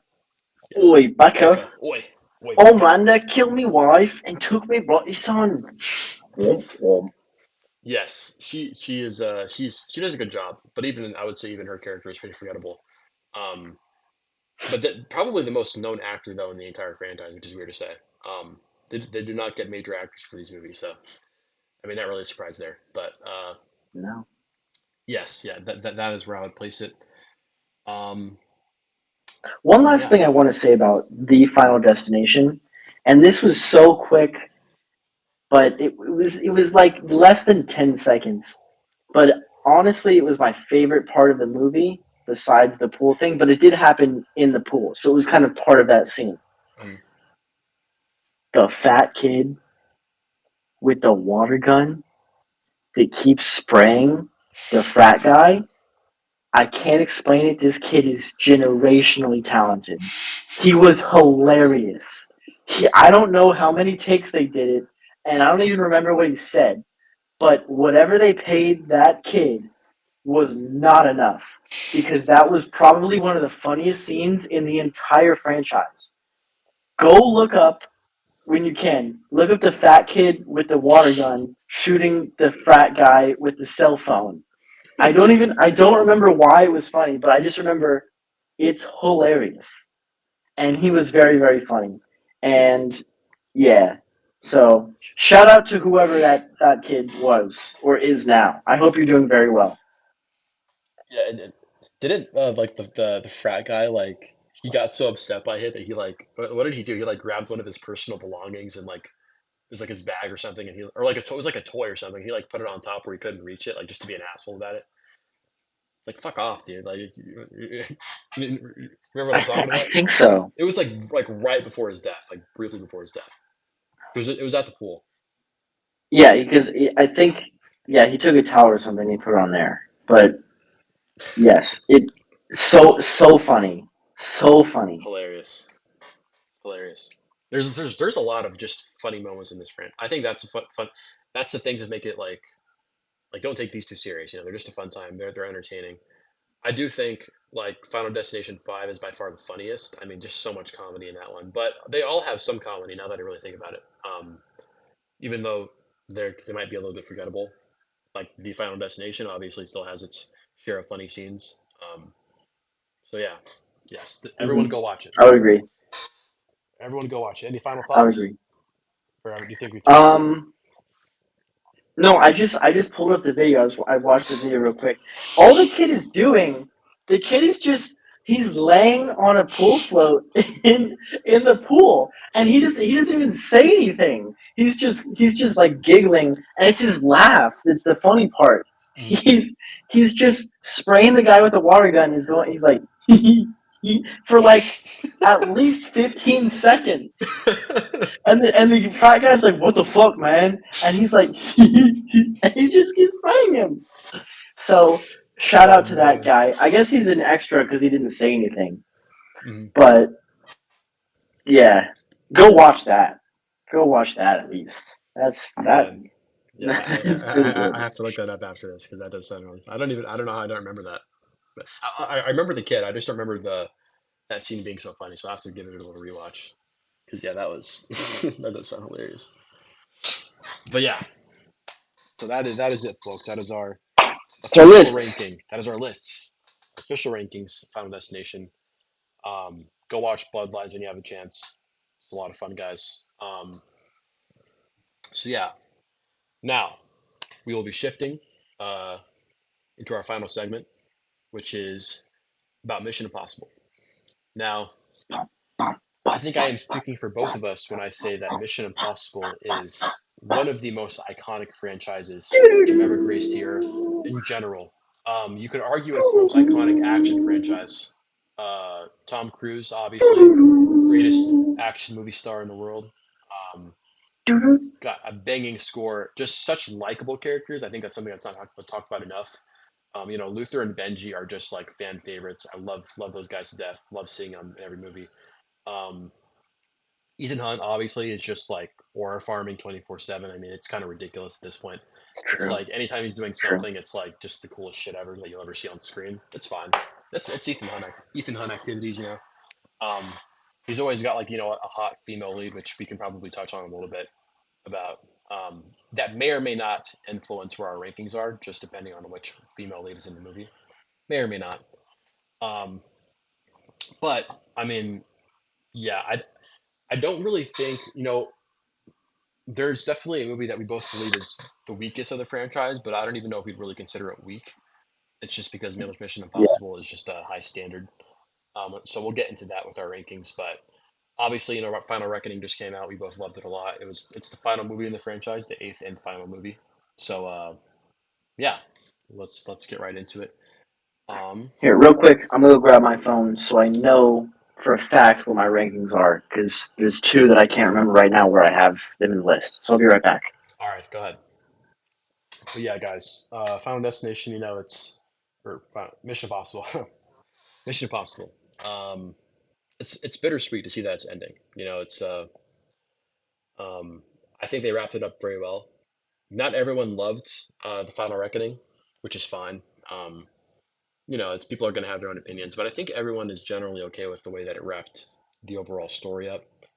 They each kind of have their own narratives and they're only kind of loosely related, so it's hard to like wrap up Ethan Hunt as a character since each movie is kind of a new story. Um, but I think they did a good job. A big portion of the movie is dedicated to like the nostalgia of the franchise, which I think is completely fair. And so yeah, I mean it's just great stuff. It's crazy that it's spanned over this amount of years. What is it, like 25 years, something like that? Just incredible stuff. Crazy that someone has this amount of dedication to this specific role for 25 years too. It's like where else do you really see that? I mean maybe like Harrison Ford with Indiana Jones, but even then it's like it's a lot more spaced out. And obviously Tom Cruise, it's like the way he's physically risking putting his body on the line. It's just crazy to see every movie. He's always finding a new way to blow our minds. Um, just absolute dedication to give us great quality cinema, great quality action. And so I mean yeah, um, I'm very excited to get into our Does it rankings. for the love of the game? Love the game. I He's, mean, oh man, it's crazy. It's crazy. You could take the money out of it, and I think you'd still do it. It's seriously impressive stuff. Um, I agree. but yes, I will be getting into my number one. My favorite Mission Impossible. Or do you think we should go? Should we go from eight to one? Do you think? Should we go from worst to best? I think we should go worst to best. Okay, I let's think do that would that. make more. Yeah, I think we should go worst to That's more best. fun. That's more I think that fun. would make more. Yeah, yeah. Okay, so my least favorite film in this franchise, and I don't. This is not a hot take at all. Um, there will be hot takes, but this is not one of them. I have Mission Impossible. Two. Mission Impossible 2. Um, yeah, it's it's Mission Impossible 2. It has its share of really awesome. Like you could argue this is the most awesome movie. I think, as weird as that sounds, like there's so much sauce. There's so much like original stuff in this movie in terms of the way it's directed. I think John Woo is obviously very stylistic. If you guys don't know, he directed films like Face Off. He goes for like this sort of very campy, like fun little vibe that I don't know if it really worked for Mission Impossible, but I think it at least produced some cool moments. Obviously it's like Tom Cruise with the long hair, or like aura farming once again at the beginning of the movie, like rock climbing and stuff. He's got no rope or anything. It's like just risking his life for the fun of it. I mean, there's not even a mission on the line. He's just choosing to do that. It's like, okay. I mean, your life, man. But yeah. I mean, it's obviously known for like those slow mo shots. It's got like these very unrealistic scenes, but they're just like, I mean, there's motorcycle jousting. It's like who thinks of that? You have motorcycle jousting in the final boss battle of the movie. Um, you have a scene where Ethan Hunt absolutely should have died in any realistic scenario, but he does this crazy kickflip with a pistol out of the ground and like does some crazy little flip and somehow manages to kill the guy before he could kill him. So it's like I don't know. It's very far fetched, but I think it's a lot of fun. I think the female lead is interesting. It's Nia Hall. She's only in that movie alone. Um, I did not think the actress was very good. I think that was a big problem with the movie for me. I thought they had some chemistry, and she was I would say like vaguely interesting to see on screen. But I mean, it's just I think a lot less memorable than any of the other female leads, and just not a lot of like character really given to her. Uh, and so yeah, I think it's a fun movie, narratively pretty weak. Um, don't really have a lot of positive things to say about it, but I think it's a lot of fun. I think it's stylistic. So yeah, for me, it's at my number 8. Um, You will say motorcycle jousting. We have seen that before. You and I, very recently, actually, in Indiana Jones and Last Crusade. Which, if I'm not mistaken, I think came out before Which, if that. I'm not mistaken, I think came out yeah. before So- Oh yeah, I did forget about that. Yeah. So, Yes. Motorcycle jousting Nazi. There we go. He did do that. Is true. I want to preface this right now. None of these movies are bad. And if I was to put, if any of these movies were not in the franchise, I think that they would be great, especially the first 3. If they weren't in the franchise, just standalone Tom Cruise movies, I think I would look at them more highly. That being said, this is going to lose a lot of people, but I have to be honest to who I am. And I have to be honest to who Speak your and truth. I'm talking to. That needs to know the real you. At number 8, I have Mission Impossible. Wow. Now listen. Now listen. Okay. I get it. It started it all. It spawned 7 sequels. But here's the thing. 7 sequels. But here's the thing. kind of bored by it. I tried to finish this movie twice. It was very difficult. After he blows up the fish tank, I was lost. Even really before he blew up the fish tank, it was very much like weird techie gadgets that weren't really techie because it was the 1996. But I'm sorry. It's at the bottom. If it was just its own thing, I'm sure maybe I'd like it less if it was its own thing. I'm gonna be honest. I'm gonna be completely honest. If this movie, okay, you know what? I'll say it. If this movie wasn't a Mission Impossible movie and didn't have Tom Cruise, you couldn't. Oh, that would be really harsh if I say. Whoa. Watch yourself. It would be very difficult to watch. I'm sorry. It didn't connect with me. It didn't resonate. I don't find it super entertaining. I think that the only compelling thing about the whole thing is the twist. And that's it. And I'm sorry. But that's it. And I'm sorry. But I have to speak my truth, and you're going to get nothing but the real me here. Number 8, Mission Impossible. Hey, well, that's what we're here for. That's what we're here for. I mean, there's definitely hotter takes I've seen than that. That is a hot take, but I don't necessarily think that most people have Mission Impossible really in their higher rankings of this franchise. So it's, I mean, I would say that's completely fair. Um, at my number 7. Oh yeah, I actually forgot I had this at number 7. So this is by far probably my hottest take. I think the hottest Mission Impossible take to have in general. Um, which is at my number 7. I have Mission Impossible Ghost Protocol. Yes, it falls that low on this list for me. Um, it's it's one of those things. It's like, okay, here's what I have to say about it. So, Mission Impossible Ghost Protocol, if I remember correctly, directed by Brad Bird, who is he's the he's a director of like The Incredibles. I think he does some like maybe one other animated movie, if I remember correctly. I'm not sure what it is, but yeah, it's Obviously, Ghost Protocol is a lot of people's favorites, and I understand why. Um, it's got some very iconic stuff. You know, there's a scene where he's running from the building. What is that? I forget what it's called. Like the Burj building. Khalifa. Yeah, the Bridge Khalifa. He's running from the Bridge Khalifa. That scene is incredible. Obviously, it introduces like Jeremy Renner, who I think. Why The honestly, running scene is the part that you mentioned in the Burj Khalifa. What do you what? well, Of the running from he climbed the building. well, that's I know. Well, I was gonna say that second. That's my second thing that I remember the most from that movie. The second thing you remember that. What are you I, I, talking about? I do like that. Well, I think I will say this. I think the Bridge Khalifa scene is the best running scene in Mission Impossible. That's why I remember that one the best. Like period. I think it's the best running scene in the entire franchise. Okay. Um, and there's a lot of running that we're working with here, so that's saying a lot, I think. But yes, obviously the building scene is incredible. Big fan of that. The French actress who I'm gonna forget her name now. Little personal bias there.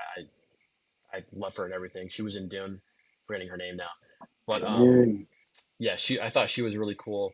Uh, but it's like I was saying, Jeremy Renner. Really sad that he's not in the rest of the movies after Rogue Nation, Yes.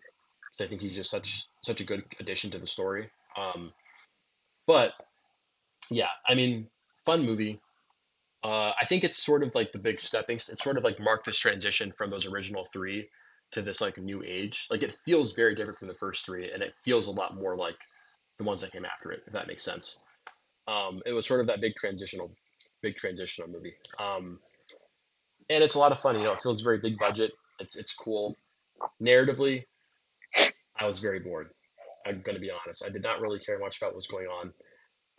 A lot of it I've honestly forgotten to be completely real. It's I mean it's fine. You know, it's like I would rewatch it, but I'm not really in any rush to. I think it's just very meh. Well, okay, I was a little bit scared about what was to come with the franchise after that one. To be quite honest, I was like, oh man, like I hope they're not all feeling like this. But Rogue Nation, as you will see, as I'll talk about in a second, changed my mind. So yes, I have it quite low. I have it at number 7. Um, what is your number 7, Jake? Well, it's not Well, Ghost it's not Protocol. Ghost Protocol. I'll tell you that.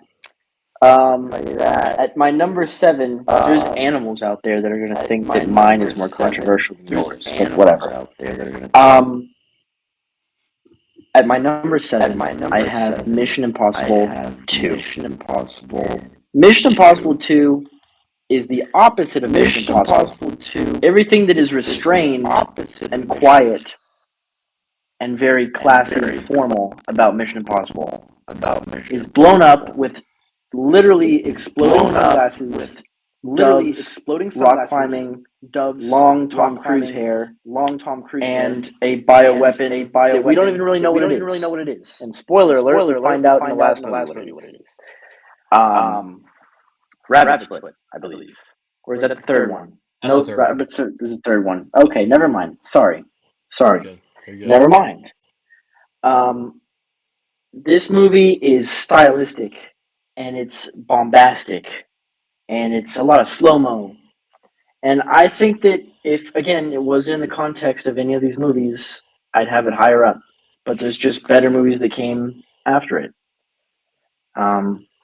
There might be a trend with these movies, and for my ranking, and we can get into that. But I have kind of a almost foolproof sound theory on the Mission Impossible movies as they came out, which we can get to later down my list. So at number 7, Mission Impossible 2. All right.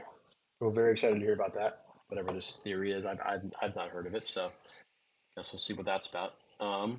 I say some things for the pod. At my number 6, guys, I have the first Mission Impossible. Um, yeah, honestly, I will say I have to agree with most of what he said about Mission Impossible. Um, it's very much a product of its time, I think. And that's sort of attributed to the fact that a lot of like the stuff that's supposed to be very high techy and gadgety is really not. At least when you watch it these days. Um, Obviously, it was made in the '90s, so it's like it was for the times. I think it's the most grounded of any of the other movies by far. It's extremely grounded. It's we don't really know much about Ethan Hunt. Ethan Hunt is not given a lot of characterization in this movie. There is some really cool stuff I think at the beginning with like obviously you were mentioning the twist and stuff that's revealed later on and all that. But yeah, I mean I think just the risks that this movie takes are not in the same light as a lot of the later ones. Like the boundaries that it presses, you don't see any crazy like plane hanging, like jumping off motorcycles. None of that's in here. Um, there's some very iconic stuff, right? There's like him stealing the information from the little CIA base. Obviously, when he comes down on a tightrope, that's like one of the best scenes I think for the time and in general. I think it's so iconic. The fact that he was literally doing that and he couldn't touch the ground, I mean, that's just crazy. Um, John Voight is a good actor, and I thought his character was just meh. I mean, he was an okay antagonist. But yeah, I mean, obviously the whole thing is like an introduction to the IMF. We don't really know what anything is, so there's a lot of exposition telling us about what it all means and who Ethan Hunt is and all that. And so yeah, I think it's fine. Just not really on level with the rest of my list, I think. So that's where I'd have it. Very fair. Very, very fair. I agree. Your number People six. really aren't going to like this list of mine, but whatever. Make your own list. Whatever. At number 6, Make your own list. I have Mission Impossible 3. At number 6, I have I Mission know. Impossible 3. Here's the thing, right? I remember watching this I movie for the remember first watching time this movie for after a the first long day at time Legoland after a in long day at 2013, Legoland maybe 12. 2013. And I thought that Tom Cruise was my uncle because Tom Cruise looks a lot like my uncle. He's not. And I watched it. That was the first time, and I really hadn't seen the other two movies. But I remember it was that one scene in the chair, which it's unfortunately kind of been memed. Very powerful. Philip Seymour Hoffman, number 2 villain, I'd say, of the entire franchise. Number 2, 2.5 maybe, because I'd put somebody else who comes later as kind of like a half villain. Very compelling stuff. Ethan Hunt has a wife. He has short hair again. So he started with short hair, then he had long hair. Now he has short hair again. Yeah. And as we'll see, there's a kind of a pattern there as well that I don't think a lot of people have noticed. But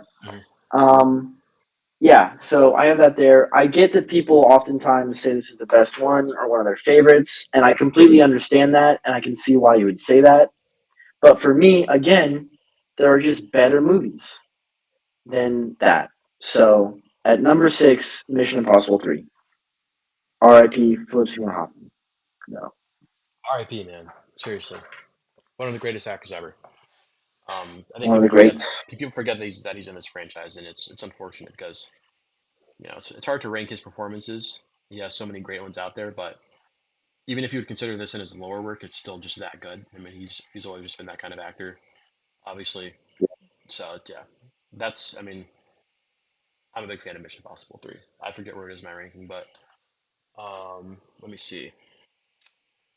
At my number 5. Wow, okay, I did not remember this. At my number 5, I actually have Mission Impossible: Dead Reckoning. What the? What the? Who's this guy? Where does he live? Dead Reckoning is a fine movie. It's a fine movie. It's an incomplete movie. Very incomplete movie. You can kind of tell through the writing with the Dead Reckoning and Final Reckoning that they just did not really have a great idea of what they were doing with the entity and just with the whole general premise. It's, I think, just by far a lot weaker of a narrative than the rest of them. Stunt wise is a whole different story. Stunt wise, I think you could argue this is the peak. It's incredible stuff, truly. How can you not take that into account then? That's like half of the whole franchise. I take it into account, but narrative matters, and some of the narratives in these movies are really good, so that has to play a role. Dead Reckoning is good. It's now I am going to catch some heat for this. Haley Atwell, I think, is the blandest female lead in terms of her character. I do not care about her. I think it's such a forced dynamic between her and Ethan Hunt. Like she's like this like pickpocket that he kind of met out of nowhere, and now they have like sort of this ongoing thing for 2 whole movies. I mean, they killed off Ilsa Faust and kept her, which is just crazy to me. That's crazy. But sh again, not terrible, but just very very blah. Like okay, like fine, put her in there for 2 movies, I guess. Who cares, you know? Um, but yeah, stunt wise, we are. I mean, this is like the top of the game. You can tell this is like the biggest the budget has ever been. It's This movie was in production for a really long time because of COVID. Um, and it's crazy the lengths that they had to go to get this movie accomplished, but I'm glad that they did. It's very technically impressive. Um, yeah, like I said, the entity is cool. Trying to remember what else, if there's any other major thoughts I had about it. I mean, like I said, I think a major weakness of it is that it's incomplete. I truly believe this story does not function very well without Final Reckoning, and I've always thought that. So I'm glad Final Reckoning is out now and that it exists because I think that those two need each other, um, in order to have basically the same like story power. But I, yeah, I mean, it kind of just ends what feels like in the middle of nowhere. It doesn't even feel like a legitimate cliffhanger. It just like ends kind of abruptly, I think, in the middle of an ongoing story. And like, there's a lot of movies that do something similar to that, and maybe that's just a me thing. I have a general problem with that. I don't like when like Across the Spider Verse did it. Um, I don't like cliffhangers Infinity War. when the story um Infinity War doesn't work because it works. It works because Infinity War could end like that. Like the MCU could end like that. That's what makes Infinity War a great movie. They decided to make another one to reverse everything, but the truth is like they could have ended it that way. Thanos killed everyone, and the thing is like Yeah, that's true. these other franchises don't have the luxury of like saying that they ended with like a complete story before making another one. And so obviously they ended up making it like a part. I mean, it was always a part one, so I guess there's no surprise there. You go into it expecting that it's not going to be a finished story, which is fair. Um, but yeah, I mean, it's just narratively, it's not my favorite. I don't think it's bad narratively. I think there's some interesting stuff. Yeah, it's fine. I mean, obviously it's like in the middle of my list, so I think it's a good movie. It's just not in one of my favorites, I would say. Um, but yeah, so we'll get on to Jake's number 5 here. At number Number five, five, we have we have number 5 and number 4 are really number five interchangeable and for me. number 4 are really But interchangeable for me. and I watched I these watched two these most recently. two most recently. So I'm trying to think right now. So I'm trying to think With the right now. caveat being 4 and 5 could be switched really on my With the mood, caveat being I'm going to say number 5 is Mission Impossible: The Final Reckoning. The Final Reckoning. Now, I have to preface this. Now, Maybe my enjoyment I of have this to movie preface was this. slightly affected because the Dallas theater that I watched it in did not have AC. Maybe that affected a little bit of my enjoyment. I'm going to be completely transparent and honest about that. It's a long movie. That being said, I found the first hour and a half to be a lot of nothing. Except for the submarine, which was a fantastic breath of fresh air, pun intended. It was kind of just dragging its feet. And that's, it had a lot to pick up with, but it felt like they didn't really know what they were wanting to do with the entity or Gabriel or what's his name? Gideon? His name's Gideon, I think. Gabriel. Remember, Gabriel. Okay, Gabriel.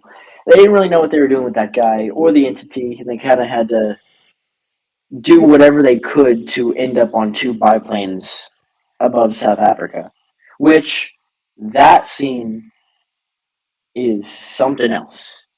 Really something else. Tom Cruise is flying that plane Tom Cruise is climbing that plane, and Tom Cruise is.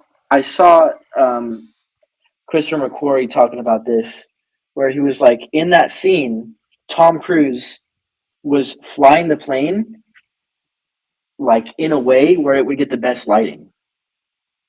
As he's hanging off the fucking side of the plane. Like that is your priority to get the best lighting and angle when you're that how many thousand feet above the air in the air? That's insane. That's insane. It's insane. And that's why he's the greatest. And that's why he's the greatest because he's hanging off a plane. People, he's hanging off a plane and he's flying it to make sure he gets the best lighting. That's awesome. Everything else except for the sub and Angela Bassett, that I found that very compelling. That was very cool. No War Room. But everything other than that, oh, and Luther. That was also very compelling. I missed Tom Cruise by one day in Dallas. Fun fact, people. He was in Dallas on a Thursday. I flew in. I was supposed to fly in on a Thursday and watch it with my dad on Thursday, but we waited a day, and he was at the Dallas AMC the day we were going to watch it, but we moved it to Friday, and that's very frustrating. Missed him by literally one day. But yeah, so number 5, that's my number 5. Damn. Yeah, that is unfortunate. He was right there. It's crazy. It's crazy that he was like right there, just short drive from your house. Crazy to think about. 45 minutes. 45 minutes. Yeah. But my number 4. This is where. Well, no, not yet. Not yet. My number 4 is pretty definitively set in stone. I don't know if this will ever really change. It's Mission Impossible 3. I am very high on Mission Impossible 3. Um, I think that this is like pretty easily the standout out of the original 3. Um, it's just like I think the emotional beats in this movie are just so untouchable compared to the entire rest of the franchise. Like it feels like the stakes are really the highest, truly. And I think a lot of that just comes down to the writing. I think everything feels like it has a real purpose. There's not like needless exposition, and there's not like sort of like filler moments or filler characters. Like Tom Cruise has like he has this new wife, which is like they kind of brought her in out of nowhere at the beginning of the third movie, and you're not really sure why she's there. She's like, like I don't know, like they kind of brought her in out of nowhere. Apparently, like they're married. She's not given a lot of characterization, which is fine. But it's made immediately clear that they have a very strong connection to each other, and you feel it. And I think a lot of that is just purely acting. I mean, they have Tom Cruise is just great. The opening scene is from a later part in the movie when he's being interrogated by Philip Seymour Hoffman, and he's making him tell like he's threatening to kill his wife. Basically, he's like, "Where's the rabbit's foot?" And that is, I think, the most scared you see Ethan Hunt in the entire franchise. I mean, he is just terrified. Like he knows that for the first time, he really has no control over the situation, and he's a master of control. Right, that's his job. He's the best at what he does, and he's basically met his match, is what you could say, in terms of just brutality, in terms of conviction.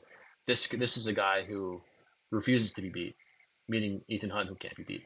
Right, so it's like who's going to come out on top here, and really, I think I would have to agree. He's also my second favorite villain in the entire franchise. It really comes down to that. Um, so many so many iconic moments just between those two. That's honestly what stands out to me the most. Um, I probably don't really remember a lot about much else. But uh, yeah, I was a big fan of like all of their sort of intimate moments, and if I remember correctly, like the action is fine. I have no problems with the stunts or the action. I think it was cool. I think it's sort of the most like I think it's the least stylistic action out of those original 3. Like I just don't remember the action as well as number 1 and number 2. Not to say it's bad. I have no real thoughts on it. I think it's just fine. J.J. Abrams is a good director, but it's whatever. It really is the writing of those two characters and the fact that it's Philip Seymour Hoffman and Tom Cruise that puts that movie so high for me. Um, and the writing, I think, is what the writing and the acting, I think, is what makes Julia, I think, such a strong character. Even though she has almost no presence in the franchise, she's like barely in any of the movies. She feels like such a strong presence for me. Even in like the later movies, it's like she'll make a brief cameo or a little appearance, and it's like, man, it's like I feel it. Like I actually feel the emotional stakes that Ethan Hunt is going through, and that's hard to achieve in an action franchise like this. So I think that's why I'm so high on this movie. Um, Yeah, so yeah, yeah, no, that makes sense. I think that's pretty much my thoughts on that movie. What is your number 4, Jake? My number My number four is Ghost Protocol. Ghost Protocol. Officially, this was the first movie in the franchise that I watched. Movie. And you said a lot of stuff franchise about that- Ghost Protocol, but you forgot a lot of stuff about Ghost Protocol. So let me just remind you of some things. Starts you off. some things. Russian prison, escaping Starts off. to Frank Sinatra. Russian prison, all right, escaping to That's a Frank great scene. Sinatra. That was a All great right. scene. Then I did forget about that. we go right. Then Yeah, I know you we did. go right. I know you did. I know you did. It goes right from that. It goes right from that to breaking into the Kremlin, where he has the mask as the general. And Benji's with him. And then they do. And this is one of my favorite scenes in the whole franchise. I don't really know why, but it's so cool. They make the fake hallway, and they push it forward. They do like the guy, and he goes off and he does the whole thing. And he tries to find it. The hallway keeps pushing in. The tapes are empty. They were stolen. Thing gets exploded. Whole bombs. Hunt does the inside out jacket with the hat goes in the thing. That's so sick too. That's awesome. Very memeable. Some of these scenes. Very memeable. Then it goes from that to the secretary and Jeremy Renner in the water. Put the flare to the dead body. Wham! Go into the moving car. So cool. Moving car. Where are we going? Dubai. Burj Khalifa. They have to change the meeting times or the meeting rooms. They're going to meet her and they're going to meet them and they're going to swap it. And they think we're just giving them fake codes, but it's a real code, guys. So they have to give him real codes. And he's blinking and he's doing a thing because the masks aren't working. Then they have to break into the server, but the server's outside Burj Khalifa. Enough said on that. I don't even have to get into that. Running scene. It was the guy the whole time. He gets the mask. Then they go to India, and that's a pretty boring scene. But most attractive female lead of the entire series, maybe controversially. I don't know her name, but it's her in this. And then he goes, mission accomplished. And that was very corny and lame, but they make fun of it at the end, so it's fine. In a Dos Equis commercial where they're all drinking Dos Equis, and it's very obvious that Dos Equis paid them a lot of money for that cerveza dinero. But yes, is it the weakest narrative? Absolutely. It absolutely is. Oh, we're going to blow up the world because the world, we don't deserve it. Okay. All right, guy. Chill out. I was going to say a name, but I won't say. Chill out, guy. But yeah, is it the weakest narrative? Absolutely. It's almost a snooze fest, really falling asleep, how boring the narrative is. I'll grant you that. But what I will defend to my final days is it has some of the greatest action in the entire franchise. And that's Ghost Protocol. Hell, I can't disagree. And that's only number 4. Only is number 4. Only is number 4. I'm now realizing that he obviously weighs narrative a lot less than me. I think he weighs stunts a lot higher, which is completely fair. Fair. All right. I think at my number 3 is this where they start becoming okay. Oh yeah, yes. I know what my number 3 is. So I will say now that we're doing this list and really getting this out here, I don't know if I believe this with like as strong of a conviction anymore. I probably need to give it another rewatch. But at my number 3, I have probably a lot of recency bias, which is Mission Impossible: The Final Reckoning. Um, I'm not gonna lie, I absolutely loved it in the theaters. I really did. Um, I think it's difficult to give um, Ethan Hunt like a climax in terms of like wrapping up his character in an efficient way because every movie has kind of just been basically its own story with the exception of like Rogue Nation and Fallout. Like he doesn't really have much of a continuous arc that spans throughout the whole like whole franchise. It isn't like the MCU or something where it's all leading to something. Like it's all as much as they do raise the scale each time. That is something that they do, but for the most part, I think they're all pretty disconnected stories. Um, and the Final Reckoning, I thought obviously it's the completion of that Reckoning. Sort of wrapping up that story with the entity, and I thought it did a pretty good job there. I have to agree that there's a lot of nothing going on in the first hour. Um, it's true, like there really isn't a lot going on.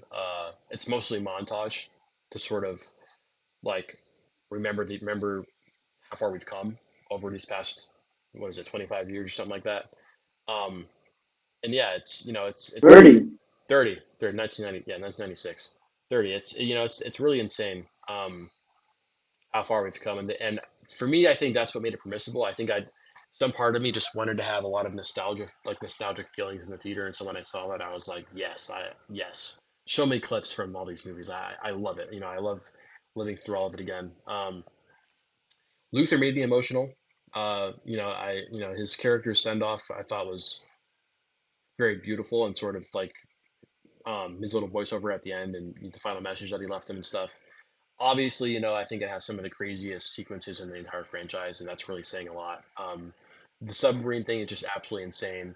The plane thing at the end is absolutely insane. It's like it doesn't even look real. It's like how could they have possibly achieved this? It's like the man is 60 doing this, and it's hard to take a guy that old that seriously doing a role like this, and it works. I don't know how else to explain it. It just works. Yeah. It's so technically impressive.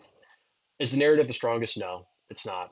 The entity has never been the strongest, um, I guess, antagonist uh, for Mission as far as Mission Impossible movies go, but it's I think still a really great time. Yeah, I don't. There's is there stuff I would have changed? Probably. Is it too long? Definitely. Um, but I'll definitely rewatch it when it comes out. I think it's. Um, I'm happy with the way they ended everything, so that's what I'll say about that. It'll probably go down with future rewatches, but by no means do I think it's a bad movie. I had a great time with it. So yeah. Solid. I don't disagree with anything you said. It's yeah, I think it was as best an ending as they could have done. So It's difficult. yeah, my number three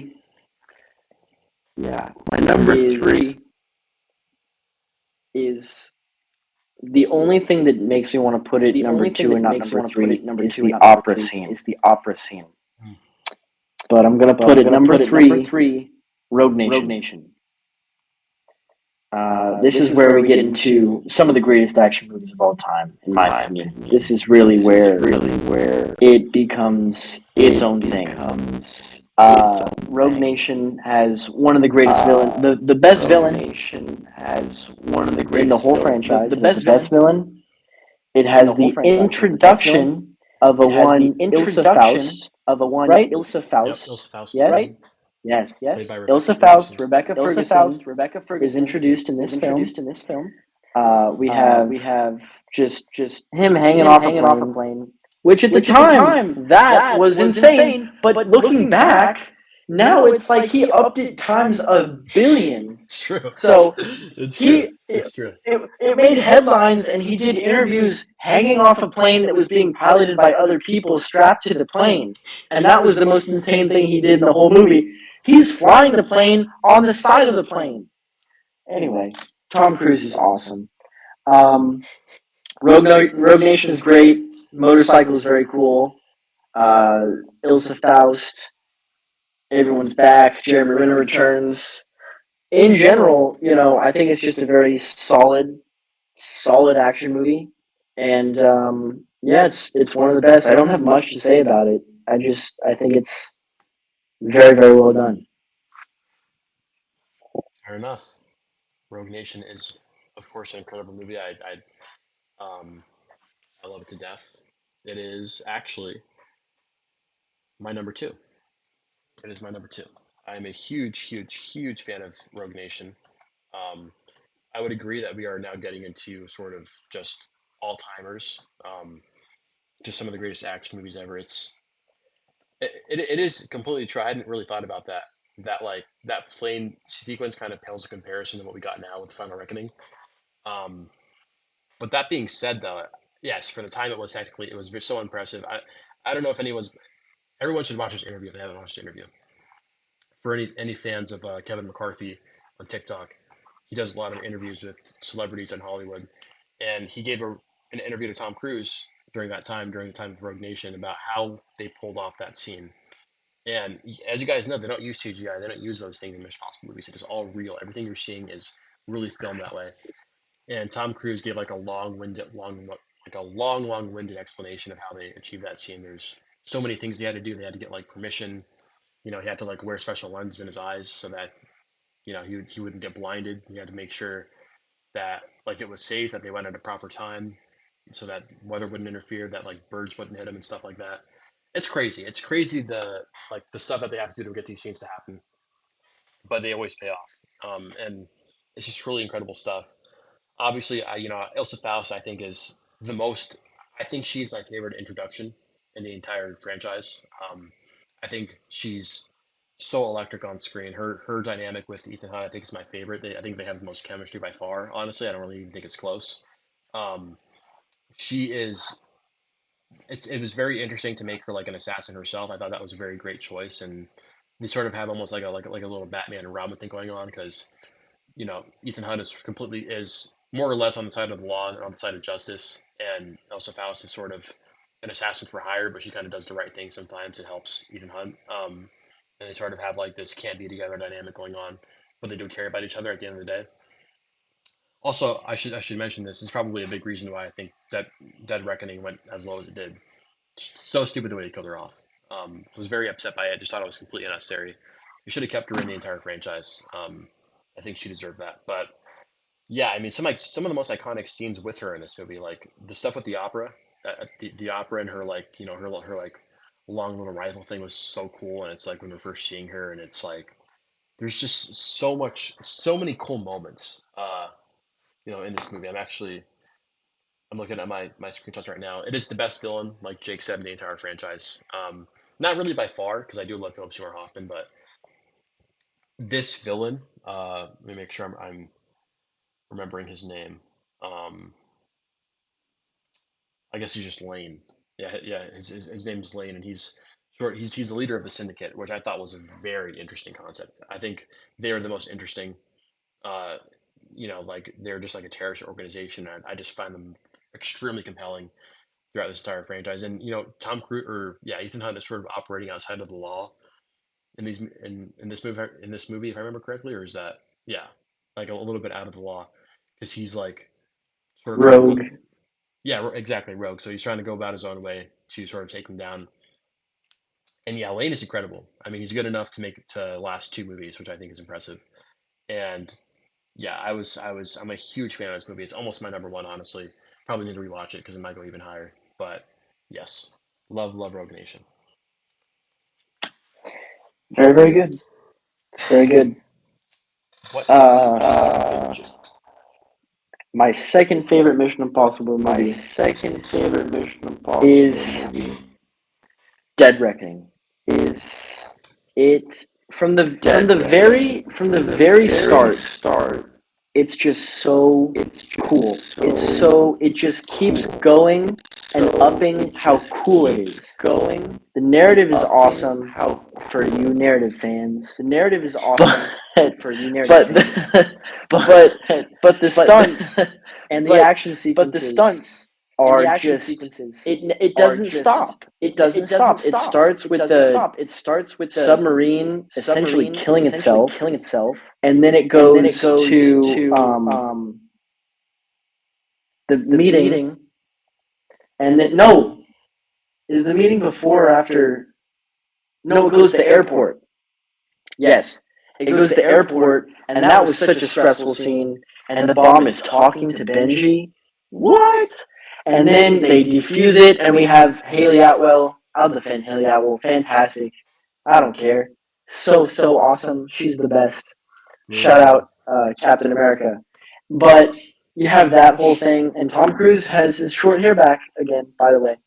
Um, but they have that whole thing, and all the agents are after him, and they have the facial recognition, and they're getting the wrong guys, and then they go right from that to the briefing room, and you're like, what's this weird looking guy doing? This is a weird looking guy trying to get in the meeting briefing room, and they're like, the impossible mission. They're talking about Ethan Hunt, and they're like, if he chooses, what do you mean? It's like, well, he kind of has the option. He kind of does whatever he wants to do. Like it's out of our hands, really. He just if he's gonna do it, he'll do it. And they're like, what? And then he goes, put on this gas mask, and they go, bam, and it goes, the best by far, head and shoulders, the best needle drop and intro music of the entire series. And it's different. They're all different. This one has more snare drums. This is the only one I'll listen to like when I'm walking someplace. It has more snare drums and it starts off slower and it builds more like a fuse that they're lighting. Um, giant Hummer with the small lady who played the Wasp chasing them in the small car, but the big car is driven by a small lady, and there's like three people going around Italy near the Colosseum, and then they have that nice moment of Ilsa and Hunt on the roof, Yep. and then she dies, very sad, and then he's on the roof again, but it's sadder, and the music and the lighting is different, but it's in the same exact shot, and then they go to the train, and he's like, I have to jump off the thing, and he actually does it because he's Tom Cruise. And it's honestly, I think, the funniest of the franchise as well. I would say I think it's the funniest. They get on they get on the train, and the train goes down. It's falling. It's falling. It's falling. What's going to happen? They're climbing up the train, literally like that. They finally get off it, and yes, it does end on a cliffhanger. And yes, that cliffhanger leads to my number 5. But it's just it's one of the most. I had so much fun watching it. Just literally, it just kept on going and going and going and going and going for like 2.5 hours. It didn't stop. It just kept upping itself. So yeah, number 2, Mission Impossible: Dead Reckoning. I guess we have the same number 1. I do think it's funny how Benji is always like he's putting Ethan Hunt in this impossible situation where like something has to happen and he's like, oh, like basically you need to like literally in that one scene he's like, you need to find a way to like the train is there, and he's like, where's the train? It's like it's over the cliff, and it's like uh he literally has to pull off something impossible, but Benji just expects him to do it. He just expects it. He's like, I don't know, figure something out, man, and it's like and then Benji has the nerve to always be like, I'm under a lot of pressure here, like in his British accent, He's stressed. Man's stressed. Like Yeah, he he's tough with his the job is keyboard. harder. He thinks his job is harder than Ethan Hunt. It's just funny. It's good comedy. It's a really good dynamic. Yeah. But yeah, we have the same number 1. I don't think it was ever really a question. Although, No. Like I said, I do love Rogue Nation that much to where it could potentially one day go to my number 1. I think these two are probably pretty interchangeable.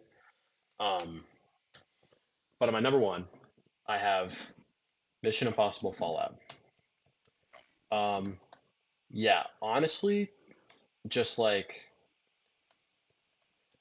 I mean, where do you even start with this movie? It's I think it's one of the greatest action movies ever, period. I mean, outside of this franchise.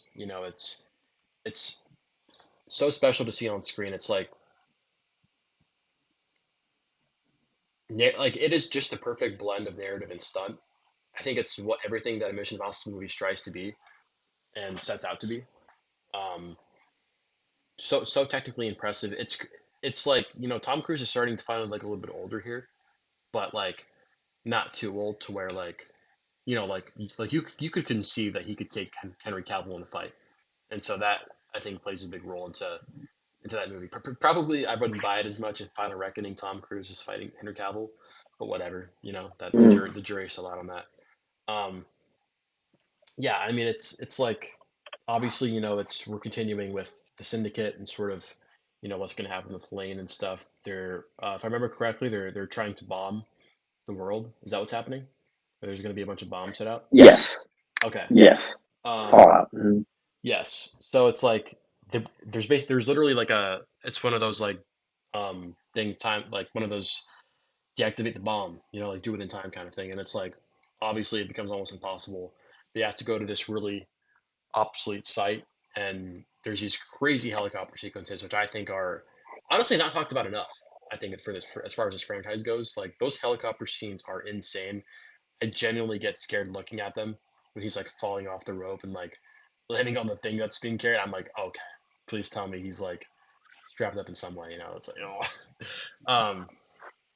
But yeah, I mean, this movie is just like as a Mission Impossible movie on crack. It's like, I mean, what can you really say about it? Like Henry Cavill, Walker is incredible in this movie. Their dynamic is insane. There's a lot of like truly unexpected twists in this movie, like more than a few, and I think that's what makes it so interesting. It's like it's very unpredictable. You don't really know which way everything's going to go.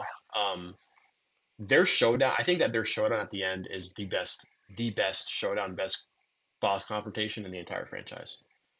Like That's not crazy to it's say not that. close. It's really not close for me. And it ended so satisfyingly when I watched it. And I was like, man, like what could they possibly do to top this? Turns out nothing, because the next two movies were not as good. Not to knock those, but they really just cooked up something spectacular. Their cinematography is beautiful too.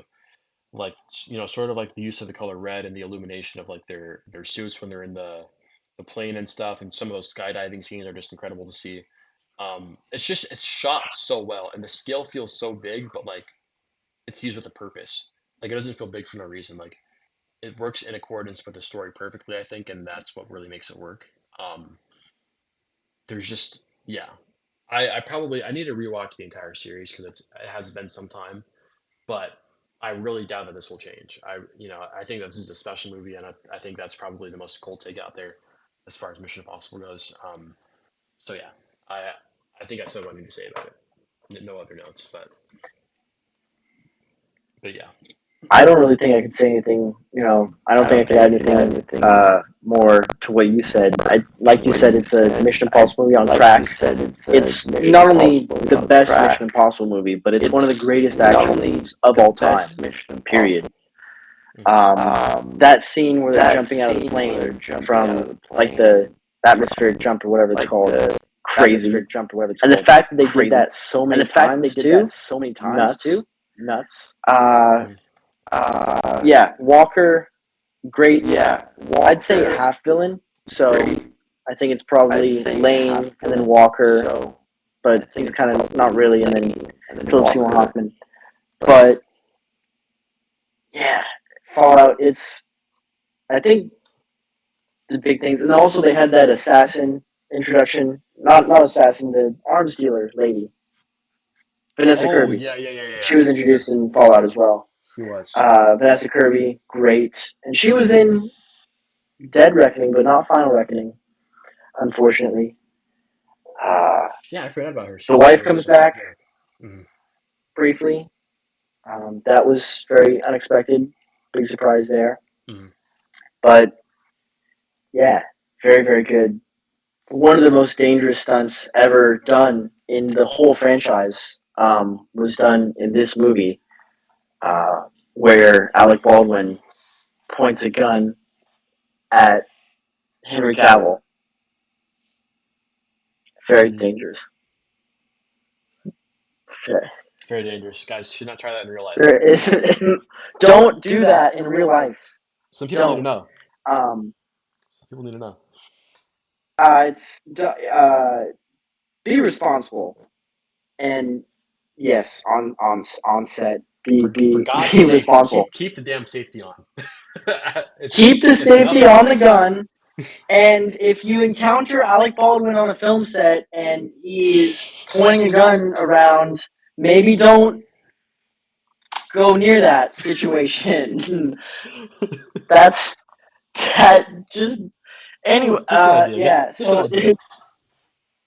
just for future reference, really. What's interesting, I think, by the way, thinking back to all the Mission Impossible movies and kind of looking at the posters for my list on the phone, Mission Impossible 1, short hair. Mission Impossible 2, long hair.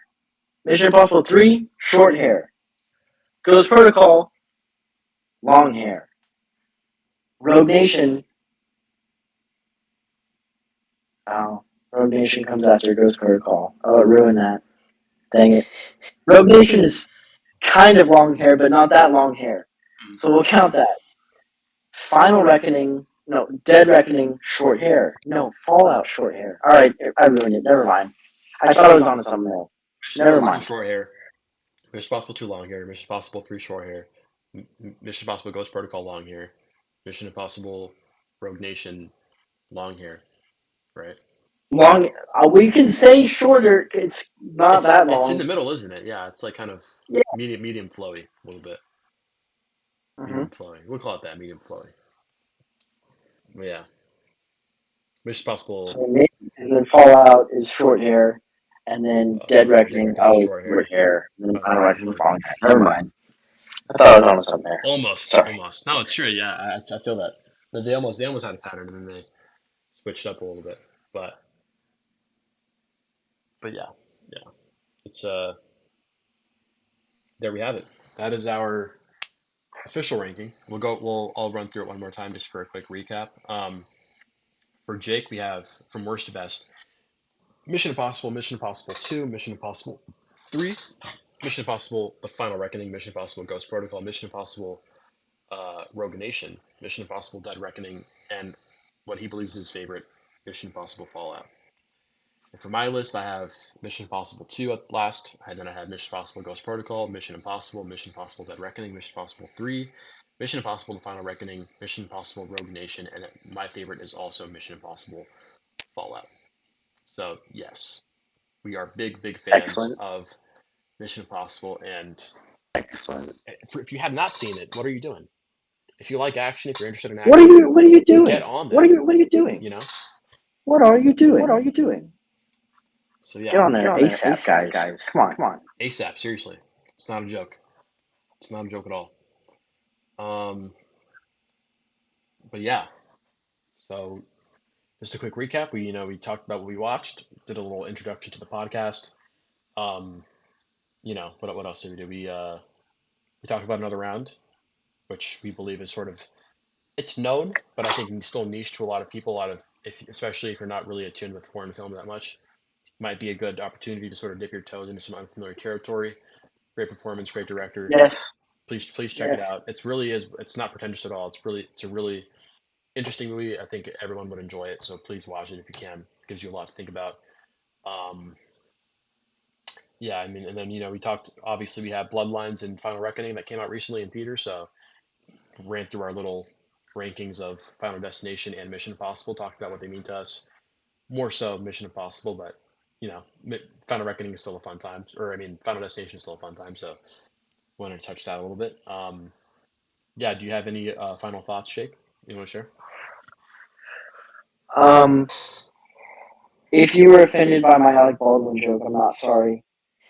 And I just want to say, as someone who is often hesitant of foreign.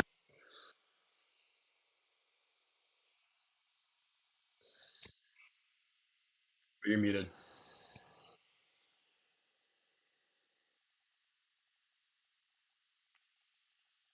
Your AirPods?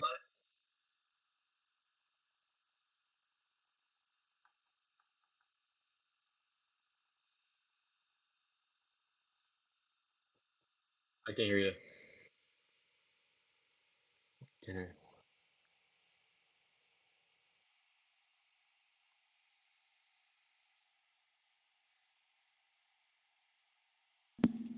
Hello? Yeah? Yeah, I can hear you now. Yeah? You good? Sorry. Yeah, I left you guys on a big cliffhanger there. I would just say, the foreign films, I was hesitant to watch it. I won't lie. It was subtitled and all that, but it was really a good, very, very good time. And yeah, much, much more enjoyable than I thought it would be. So I recommend that. And yeah, I will definitely watch Bloodlines. Is it Bloodline or Bloodlines? Bloodline? Bloodlines. Bloodlines. Bloodline. Okay. I will definitely watch that very soon. So I'll figure out where that stands in my rankings. Yes, please do. Please do. And obviously, if you haven't seen Final Destination, check it out. If you have some time on your hands, I wouldn't expect anything too masterful, but they're entertaining at the very least. And um, obviously, the franchise has survived this long, so you're doing something right. If you're into the gore, especially if any gore likers out there, anyone who likes a nice little fun death, that's obviously for you. um, so yeah, we talked about another round. Then we talked about Final Destination and Mission Impossible. And yeah, we think that that's a pretty fitting start to the podcast. Obviously, we'll have so many things to talk about, Inaugural.